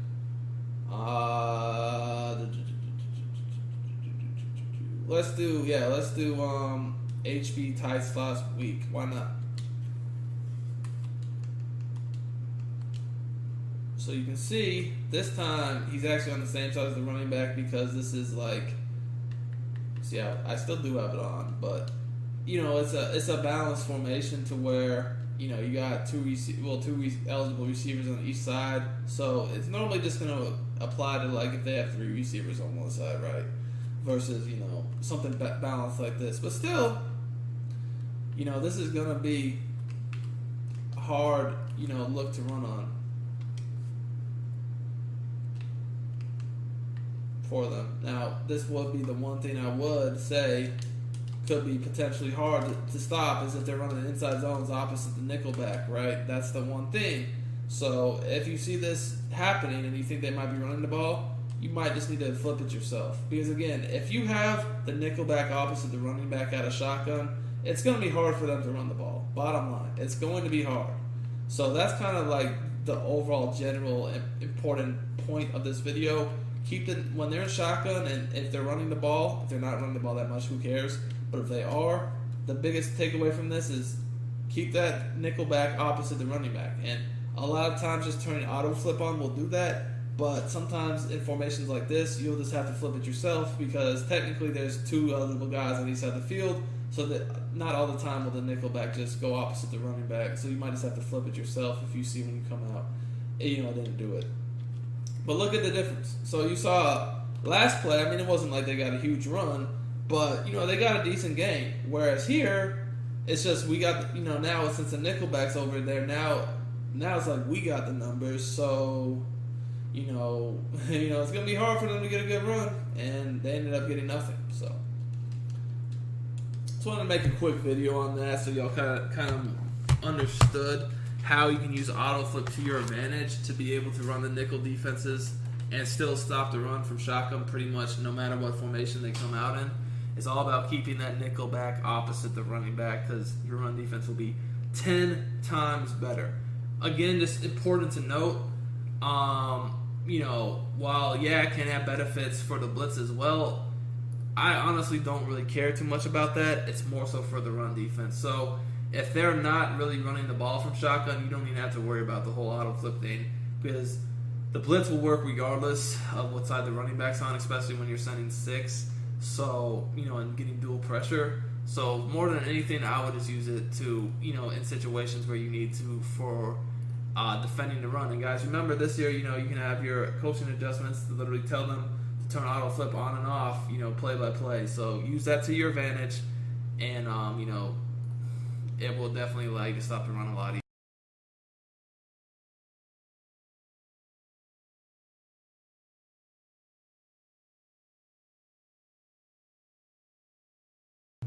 Alright guys, I want to give you a quick intro video to this nickel 3-5, kind of break down a few important things. I'm not actually going to get into too much here, but just some important things you need to know right off the bat. That I did explain in the other video, but I just want to do it quickly here so y'all can grasp it easier. So I'm using auto flip with this defense, and that's so if people are trying to run trip sets and whatnot to run inside zones and flipping formations and all that cute stuff, we're going to get the nickel back over there on the trip side, opposite the running back, to get better run D. Also, it's better for the blitz to have them opposite the running back. Now, big note here, I don't really recommend this defense if they're an under center trying to pound you with the arm bar stretch type stuff. Use 3-4 for that. But the nickel stuff is fine for shotgun.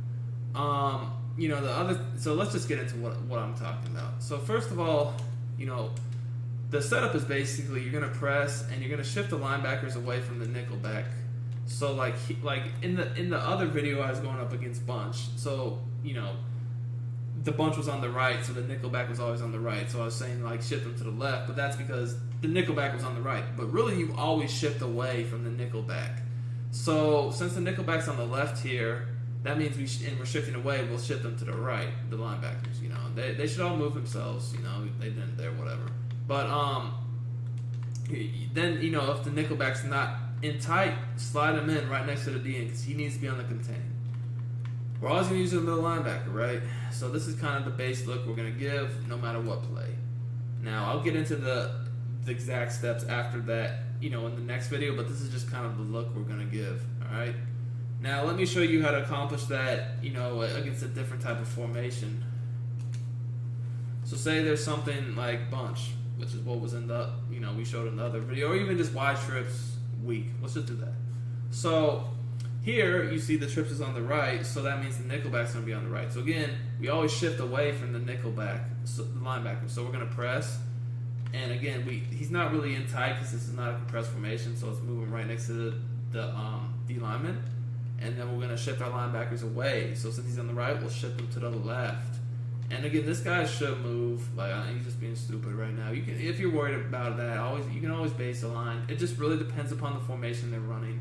Like certain formations are easier to base align, certain formations you're not going to want to base align. I find personally that it's the compressed sets that you don't want to base align, and it's the spread out sets to where you do want to base align. So that's a pretty easy way to know.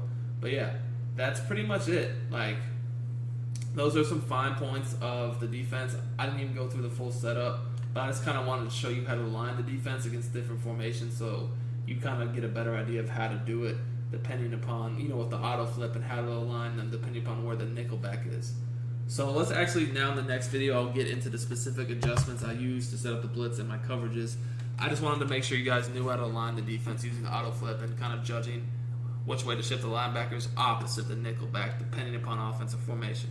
I mean, personally, I don't think it's too complicated. I think it's pretty simple to grasp, but if anyone is unsure of what I mean, simply just ask me, and what your specific question is, or if you have a specific example, ask me and I'll tell you. All right, let's move on.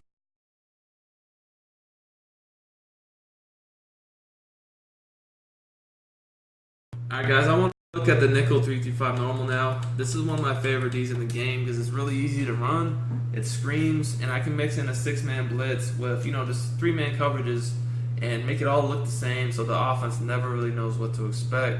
A few things with this defense, I do like to run auto flip because as far as run defense goes, like I always like auto flip for these types of nickel formations in general for run D, because if someone's like, and I broke this down in the second part of the nickel normal videos, but if someone's running something like trip slide and just trying to flip it or do different formations to, kind of just find the weak, to get away from your nickel back, because, nickel, the side of the defense with the nickel back is going to be better run defense because you got the extra defender over there.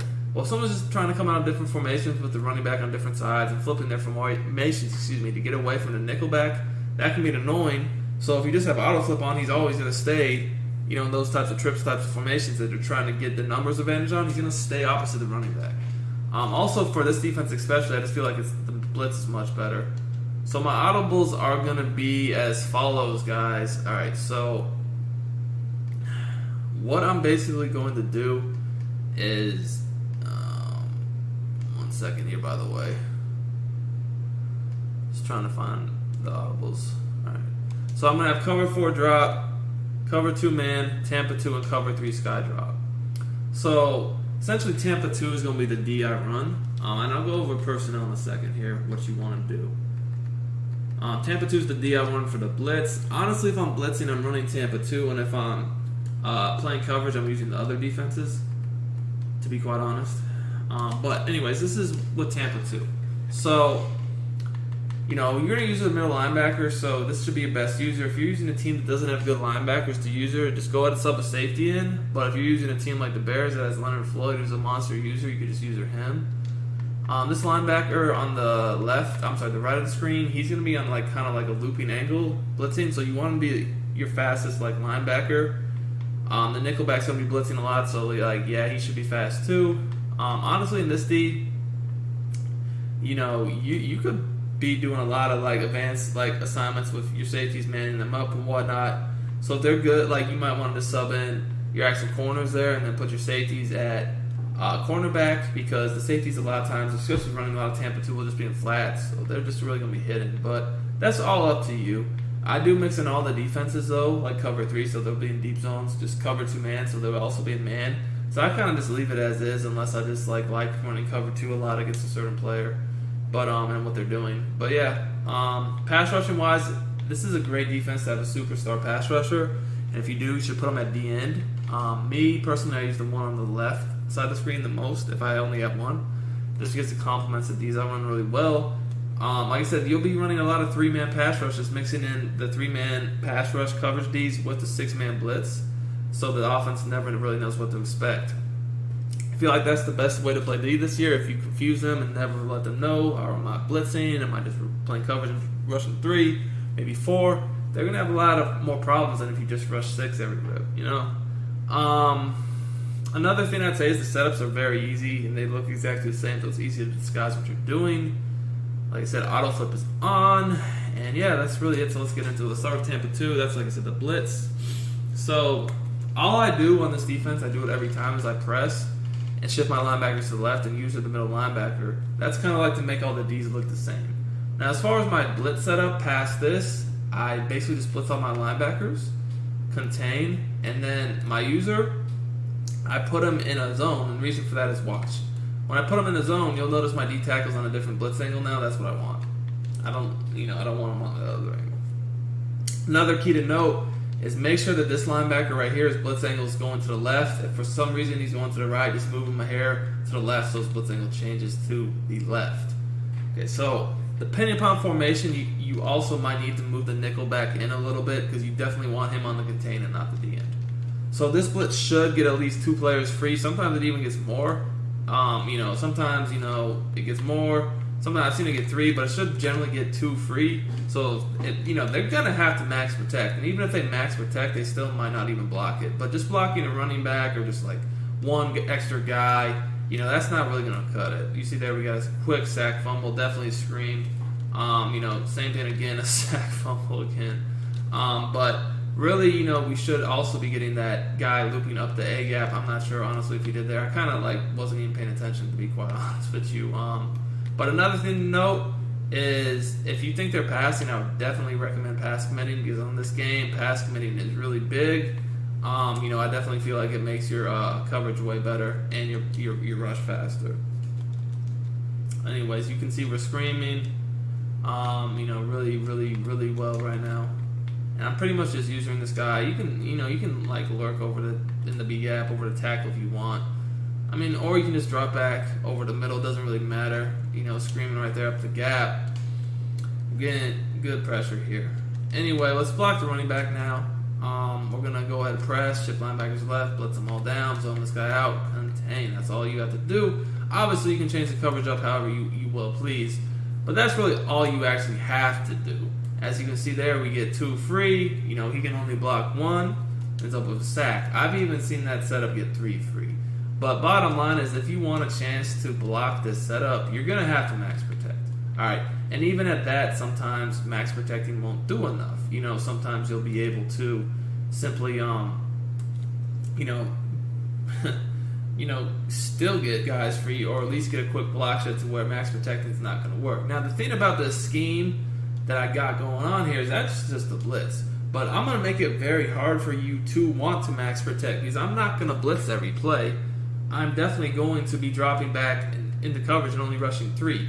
And if you'll notice here, Mac is the X factor. So for unstoppable force, he needs to get 3 sacks. And then, he's just going to be shedding like crazy.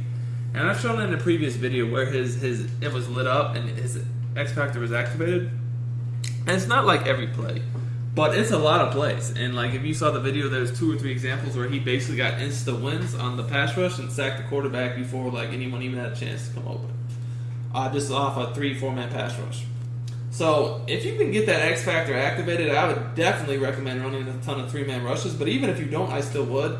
Because a player that, like that has that ability, he also just has the trait in general, or whatever you want to call it in general, that he has better pass rushing moves, period. So he'll get good pressure. But I see people doing a lot of starting max protect a lot. I'm going to play coverages, and you can play coverage out of cover too. You don't have to even you can definitely just play coverage out of straight cover 2. And the way I would do that is generally if I'm in straight cover 2, I'm doing one or 2 things. I might just go ahead and do something like this, where this guy's going in a vert hook, this guy's going in the middle third, and then I'm just free to roam wherever. So I have 2 vert hooks, and I'm just playing kind of wherever I want. So this is just all out zone, cover 2. Or, I might, and then, they max protect and there's 3 guys coming out of routes. Who's going to get open? There's just nothing. Or I might go the route where I just man everybody up. So let's just do something else here offensively, but still max protect. I might do something like this to where I just man everybody up, right? And what I mean by that is I'll go ahead with the all-out man defense, something like something like this, where everyone is getting manned up. I might do cross man, I might not, but why are my adjustments freezing? I do not know. But bottom line is it would look something along the lines of this right here. Alright, so everyone's manned up. I got flats. I might go ahead and put this guy in a quarter. I might do hard flats. I don't know. It just really all depends. I could do 2 quarters. with everyone manned up, I could shade down on some cloud hard flats, whatever the case may be, or I could just do clouds even. I could do I could do lots of stuff. I could do a soft squat. I could do a hard flat, cloud flat, outside quarter, deep half, whatever. Like, the other thing is, I could even like do a blitz with the outside corner. The one thing I'll say is if you're cross manning nonstop, they're eventually going to pick up on that and just streak someone on the outside and give up a touchdown. So don't always cross man. And if you are cross manning a lot, be safe. And if there's outside receiver, play a quarter so you don't even have to worry about it. But it's just common sense things like that I would recommend. I mean, obviously it just depends what you're doing. So just be smart based upon what you're doing and the offensive formations you see on the field. Anyways, then I can just use the field myself, and I'm good. Like, you know what I'm saying? Like, I'm good. I might even, I could even do something.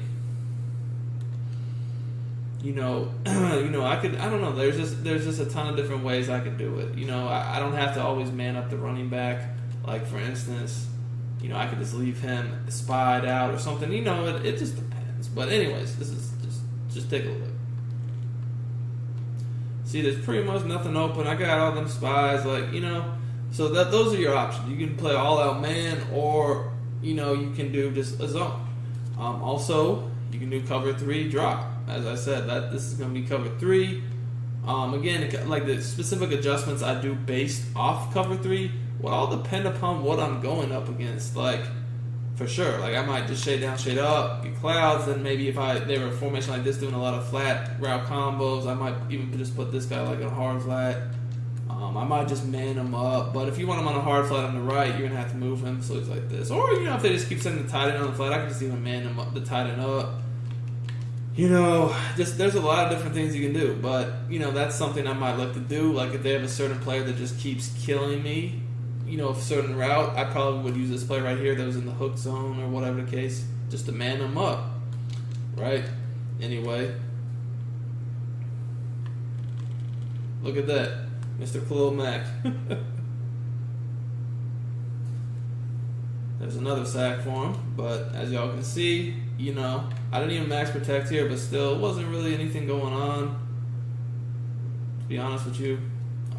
They didn't even max protect though, but that's what you could do at a cover 3. Is just basically shade down or shade up, and then use this guy as the wild card to man up.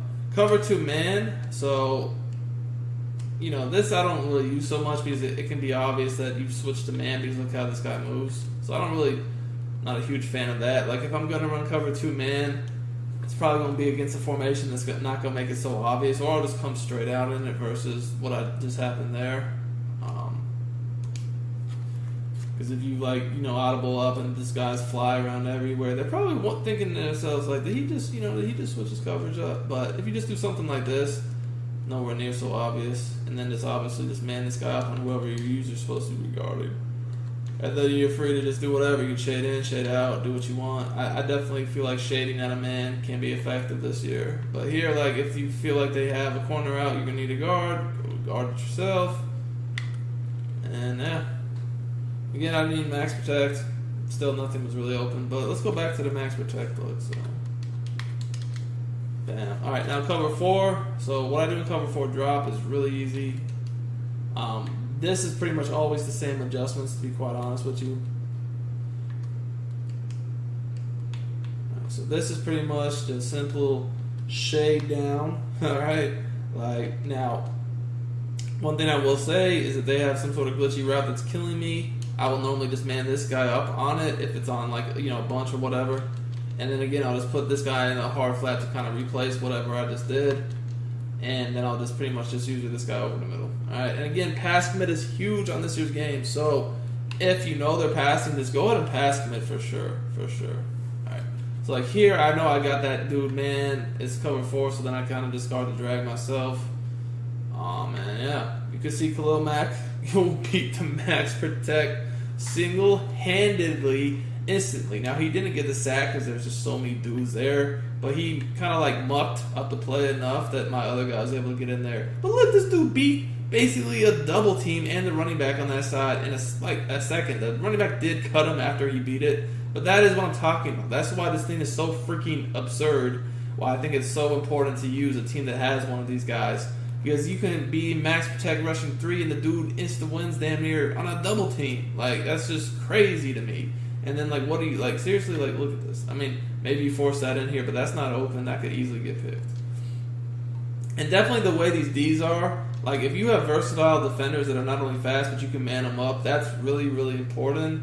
If you're not going to, like, I'm going to be honest with you guys, if you're not going to play a lot of 2-man under, and which I rarely do, that's probably my least used audible, what I would recommend personnel-wise is just putting your best dudes to man up at safety and in the slot, and then have your, like, actual real safeties, the hitters on the outside, because, like, they'll be in a lot of, like, underneath coverages or deep zones where really you just need them to make tackles and hits.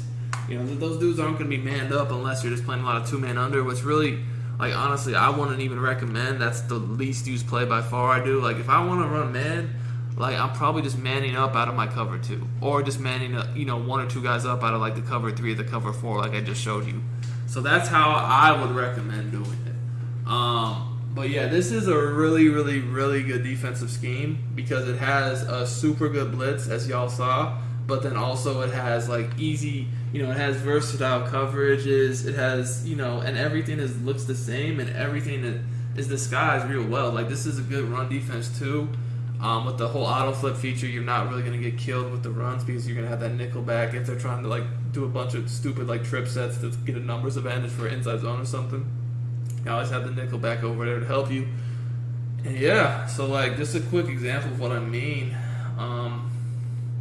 So, like, if they're coming out in trips or whatever case may be, like, and you just call your Tampa 2, you know, look, now your nickel back is on the left. So you basically just always shift your linebackers away from the nickel back. And if you're in a formation like this to where, you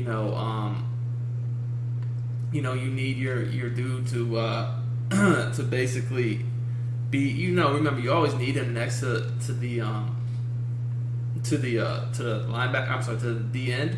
So if you're in a formation like this to where he's not right away, you're just gonna have to move him in, and then, like I said, shift opposite. So here, that's obviously shifting opposite is to the right. All right, so shift him to the right, and then you know you're gonna still use this guy.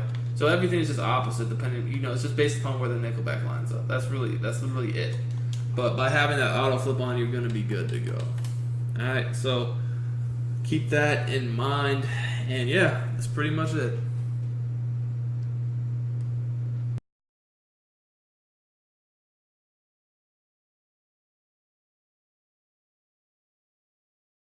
Alright guys, in this video I kind of want to go over match coverage, how it can be effective in Madden 20. Match coverage to me is best from cover 4. I personally like it against bunch and trip sets because it can be effective against a lot of the concepts people run as far as, like, flat corner stuff and then, like, you know, like quick post and drag type stuff. Definitely is effective. However, you do need to be aware that match coverages, similar to last year, still can get exploited for one-play touchdowns. So you need to be careful. You can't just sit back and run match coverage nonstop, because if someone notices that, they will be able to exploit your defense, or your coverage for sure. So you need to be careful not to do too much, otherwise you will get exploited. So, like, I want to show some examples starting with bunch. So here's a great example as far as, like, something like Z-Spot and Go, where you have a flat corner type thing on each side of the field. And personally, if I'm playing match, like I said, I'm liking to do cover 4. Nickel normal is a formation we broke down that has cover 4 match principles. Let's look at the cover 4 palms. So let's actually just move the ball to give ourselves some more space to work with. Right here. So what I'm going to do is I'm going to just run this play and basically, guys, just show you how the matching principles work. Now, personally, what I like to do is I like to use the 3-rec hook because I want to be able to guard the middle, whatever I see happening. I know that the other zones should match against certain principles, so that's what I want to look at. So I'm going to be responsible for kind of like for the middle. But as you can see here, other than that, you know, we got good coverage, but that's what I was saying as far as match can be exploited, because if y'all notice, if I did not guard that route down the middle of the field, that was a touchdown because of all the other principles going on. look at how these safeties double teamed these routes essentially, and the middle of the field was just beyond naked. So that's what I'm saying. You have to be very careful with mass coverage, because if you don't know what you're doing, you can get cooked for one-play touchdowns, and you can't always just use it over and over again, because if someone sees that and they know how to exploit match coverage, you might be screwed. So definitely be careful. Now, but aside from that, you will see that the quarter flats, they man up essentially on the flat routes, so those are covered well, and then also the corners are kind of matched by, or the corner and C route get matched as well, although this one, for whatever reason right here, the corner bailed to let the safety take it, which gave him an opening. So, definitely is something you have to be aware of. Now, let's change it up a bit to have a streak instead of that weird route over the middle. This is something a lot of people may do more commonly, is try to basically, if they're going to expect match, or cover 3 or cover 4 of any sort, honestly, a lot of people will do a streak to go with their corner and flat. So let's take a look at how this will work. All right. So here you can see what ended up happening is, again, the quarter flats matched the flat routes by the running back and the tight end to man up. So those were taken away. You can see our C route was matched by the outside deep zone. This time our safety matched the corner and our outside corner matched the streak. Therefore, we were almost on free roam because we didn't really have much to do. So you can see that the streak, flat, corner combos and just flat corner combos in general get taken away really, really well. Now, what if somebody had a route over the middle of the field and, like a drag? So let's put that guy in a drag this time. What changes? Honestly, not much. Like, again, that's kind of going to be what we have to guard over the middle of the field more than anything, because we know that, the flats, the quarter flats, which are the purple zones you see on the play art, will take flats away, and the safety and outside corners will match upon, outbreaking routes to the sideline, whether it's the C route or the corner route. Now, when you're playing these types of defenses, I definitely feel like putting good corners or good defensive backs at safety and outside corner, knowing they are going to match, is important. Like, you will definitely see a definite difference in your defense when you do that. Now, as far as other route combos go, as far as, like, say you had, like, a post, something like that, like over the middle of the field, a deep crossing route. So, like, let's look at trips. PA slot corner, for instance. We got some routes over the middle. We got some, we got some corner routes. We got a decent amount of stuff going on here. So let's take a look at how this works. So you can see we have 2 corners, a post, and a drag by default. So let's see how this works. Again, I am going to recommend that you guys go ahead and use the middle linebacker in the 3-rec if you're going to play this coverage, guys. So you can see everyone gets matched. You saw that our drag got matched, our 2 corners got matched, and our post got matched. So anytime, again, you're dealing with routes over the middle, drags, posts, look at how they get matched. You can see our post gets matched by the nickel, our safeties and outside linebacker match the corners, and then the outside corner actually matched the drag, which honestly that's who I needed to cover more than anything because he had good separation. But I mean, this is completely boxed. This is pretty much boxed, and this is not quite as boxed, but still pretty much good coverage. So the only guy open here was Julio Jones, which I'm kind of watching myself in the game, and that's taken away. Now you might be saying, well, what if they use motion and kind of change up the route principle a bit? Like, for instance, what if they did some? Oops, I didn't mean to do that. So let's just did not mean to hike the ball. My bad, guys. What if we use motion to kind of change the setup a little bit, like a lot of people do, and created something like this where we had dual drags and the post and then a streak? What would it look like in that case? All right, so let me show you all exactly what. In that case, I'm gonna be jumping on the drag. But still, you will see that our post gets matched as well as the drag that's coming straight across, and even the tight end, he gets matched as well. Now, the only bad thing is that kind of does screw up this deep zone. He tries to run across the field because he doesn't recognize it in time, and it just screws things up, so that's why I had to watch him myself. So you got, like I said, it is, you got to be careful. But again, I'm not really doing anything. Like, I'm really not. I'm basically, guys, all I'm doing is controlling the middle linebacker on the 3-rec. And, because we blitz from nickel normal, we can pinch the D-line and the linebackers fake blitz like we're going to hover, and it turned out we're just playing coverage, right? So that's something you can do. Like, remember, like, blitzing-wise, we're pinching the D-line pressing, pinching the linebackers and kind of just mugging the gap, acting like we're going to blitz and sending 6. You can do the same thing from this even when you're not blitzing to make them think you might be. And, just pass commit for a better pass rush. So, this, like I said, this definitely against certain route combos locks up really, really good. But again, it's not something I feel like you can overuse, because if you do overuse it, you will be giving up one-play touchdowns when people have match beaters. So you definitely got to watch out for that.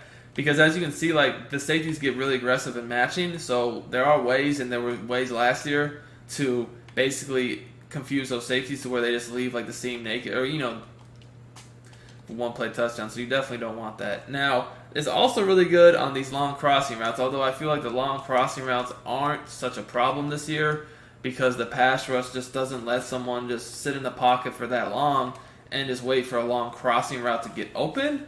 But I will show you that, you still do have, that covered. Like, it's not going to just, we'll do a drag with it too. This is not, they are going to match it, even if they didn't match it, you're not going to have time to throw it. But still, I do want to show you what I'm talking about as far as that. This is going to get guarded really well. As you can see here, that gets matched, the drag gets matched, and even that post gets matched. So really, all I'm doing on this play, guys, is I'm covering the drag initially until I see that this quarter, because I know that this quarter flat right here, once the tight end passes him, will match him eventually. So then I'd kind of just drop back over the middle. But you can see the crossing route definitely gets matched. You see how this guy holds him until he passes him off to the safety. The only thing here is this guy kind of did cook.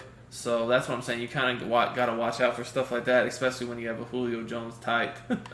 But yeah, like, honestly, to me, guys, the most annoying player match-wise for me against trips and bunch sets is his backside safety. I feel like a lot of times he does complete crap. So sometimes I'll just put him in like an inside third and get him up out of there. So that's what I'm going to do here, and y'all can see the difference. See how it defends it a little bit differently. Again, I don't always do this, but that's something I sometimes do because I just hate how bad that guy is at times. And there you can kind of see everything was still the same. Like, the same guys still got matched. The only difference was we didn't have that crazy like double team going on over there to where this guy just was being stupid and just guarding the tight end like no tomorrow. But yeah. This same thing happened here. I guarded the drag till he passed him off. This guy guarded the crossing route till he passed him off, and this guy matched again. Now this time he couldn't just, the only thing was this guy got absolutely whooped by Sanu on the crossing route. So if I saw that, I'd have to guard it myself. But that's just going back to what I was saying, that if you're going to play this defense, you're definitely going to need fast guys at safety and nickelback and really everywhere in the secondary to match if you want to be able to play this effectively. I feel like as far as the most important ratings go for this, the number one is definitely speed, 100% speed, because I feel like I would take speed over man coverage or zone coverage on this game every time, because, especially if you're talking match. I feel like man coverage also is definitely important too, but if I'm just able to take one, I'm taking speed every single time. Now, if you look at this against more of a spread set, it's definitely going to be different. Personally, I feel like match is better for the people in trips and bunch type sets because those are more common. A lot of people are doing the same stuff. A spread set, you can be doing a lot. It's just not the same. I mean, yeah, you can still play against spread. I just personally, normally bring out the match for trips and bunch sets. That's just me, but I do want to show you how it will work. So I'll show a few different plays from spread. This is going to be a play that has some, it's got a lot of routes over the middle. We're going to clear them out with a streak. So this is how we're going to look at it and block the running back. So you can see here we do a good job. Everyone pretty much gets matched up. You can see that, again, my full role is basically just kind of passing defenders off offensive players off over the middle of the field. And knowing that the nickelback, the safeties, and sometimes the outside corners will play match. As you can see here, this guy's guarded well. Honestly, this guy's guarded well too. He's guarded decently. I mean, the theme was this guy felt like beat his man so badly, and that's Julio Jones. I had to just go help out on that, so they couldn't leave him open. And this guy, and then honestly, this resulted that me having to leave that area field resulted in this being a hole right here. But this guy would have picked him up late. But so that's what I'm saying. It gets a little bit more complicated, in my opinion, when you're talking spread, because not so many people run spread, so you don't really know exactly what they want to do so easily. Is when you see trips and bunch sets, you already know, like, oh, they're looking to do like certain route combos. It's not exactly like that out of spread. Like, here's 4 verts, and you can see, each of the verts gets matched by the safeties and the 2 outside corners. So if you see someone running 4 verts, it's definitely a good defense to call, because then you'll just have to sit over the middle of the field to guard the running back if he happens to come out the backfield on the lead route. But you can see like the safeties and the outside corners match to 4 verts, and no one's open at all. So it is actually a good defense to call. Someone's just trying to hit you with that type of play. But when they're just doing all sorts of craziness out of spread, and just you never know what they're gonna do. Personally, it just becomes too much of a hit and miss for me, because I like to kind of know, like, the reason why I do like it a decent amount against bunch and trips is that I like to know their route combos, or at least have a good feel for them, and while I might not know the exact route combo someone wants to use out of trips or bunch, I at least have a pretty good idea, like, the general concepts they want to run. And knowing that, I pretty much know what I need to look out for and what areas I need to take away with my user. Whereas when I don't really know that, it's almost like a on-the-fly type of deal. I try to have to recognize it.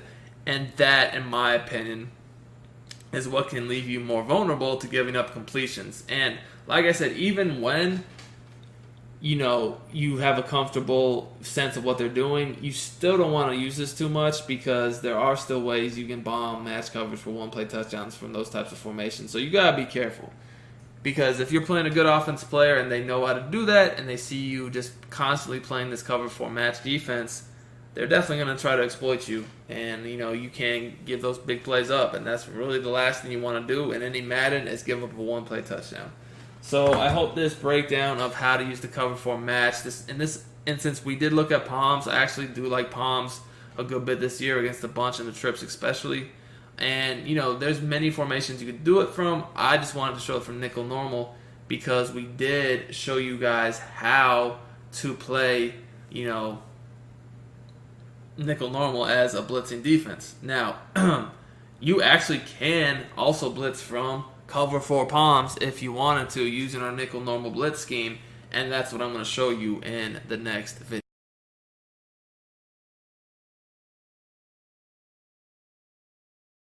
Alright guys, so I did mention in the nickel normal video, as far as blitzing is concerned, that you can blitz from any play. And I want to further, because we just went over cover 4 palms in the last video, I actually want to show that to you guys right now, exactly what I meant by that. So pull up his chair and we're going to take a look. So we were just in cover 4 palms, and I want to show you how you can establish that as a blitz scheme. So what we're going to do, we're going to just go ahead, press, pinch my linebackers. Alright, blitz my linebackers, crash the D-line down. Blitz this nickel, contain, voila. That's all we got to do. We just got to make sure this guy gets back where he's supposed to. And again, we're going to just kind of like hover right in this gap. Now again, they can block a running back. It's not going to really make a difference, because if they block a running back, guys, we will still get dual pressure. Now the thing here is, keep in mind, remember what was happening matching wise last time? These linebackers were and the quarter guys are basically stopping the flats. So since I'm using a guy that was basically stopping the flats, if I see a flat on the right side of the field, that's what I have to guard, because that's my user now. He's not on that anymore. I still do have the safeties and corners in those matching zones, so I know they should take away corners and stuff like that myself. But because I'm blitzing the guys that were in the purple quarter flats, I'm going, that's now me. Like, I have got to D that up, okay? So let's take a look at this. Again, I know that if I see the tight end going into the flat, or anyone on the flat on the right side of the screen, I have to guard that. Now, if they're not going to the flat, and he's just going over the middle, again, I still have to guard him because he's still my responsibility pretty much anyway. And I'm talking about the tight end, by the way. But let's just take a look. And bam. So I screamed, got the sack, and once again, you can see, I was able to establish, what was going on. Now, I didn't even do a good job of holding this. Like, what I should have done is I should have taken one more step forward so that this tackle would have looked at me and then my DN would have ran right around the corner. I didn't do that at all. Like, guys, that is actually very important with this nickel blitz scheme, and I mentioned that in the video for the blitz, but you have to make this tackle pay attention to you so this guy can run by him, and I did not do that. So I needed to let him take a step forward, and then when I went back to guard the tight end, but it didn't matter because my nickelback still got the sack, but I did do that wrong. But anyways, I needed to guard the tight end, I did do that. Notice how still the match principles elsewhere applied, that the corner matched the corner out, and then the streak got matched by the safety. Over here, this guy got matched by the corner on the outside. So everything was the same. The only difference was the tight end, and that's who I guarded myself. So you can definitely blitz from this cover 4 palms and not always just be strictly playing match out of it. And, without a blitz and just rushing your D-line. You can actually blitz from it, blitz 6 even, heavy as I just did, and still get the matching principles from the corners and safeties, which is really, really nice when someone's, doing a lot of, route concepts like I just showed there with flats and corners and streaks. Definitely will take that away well while also giving you good heat.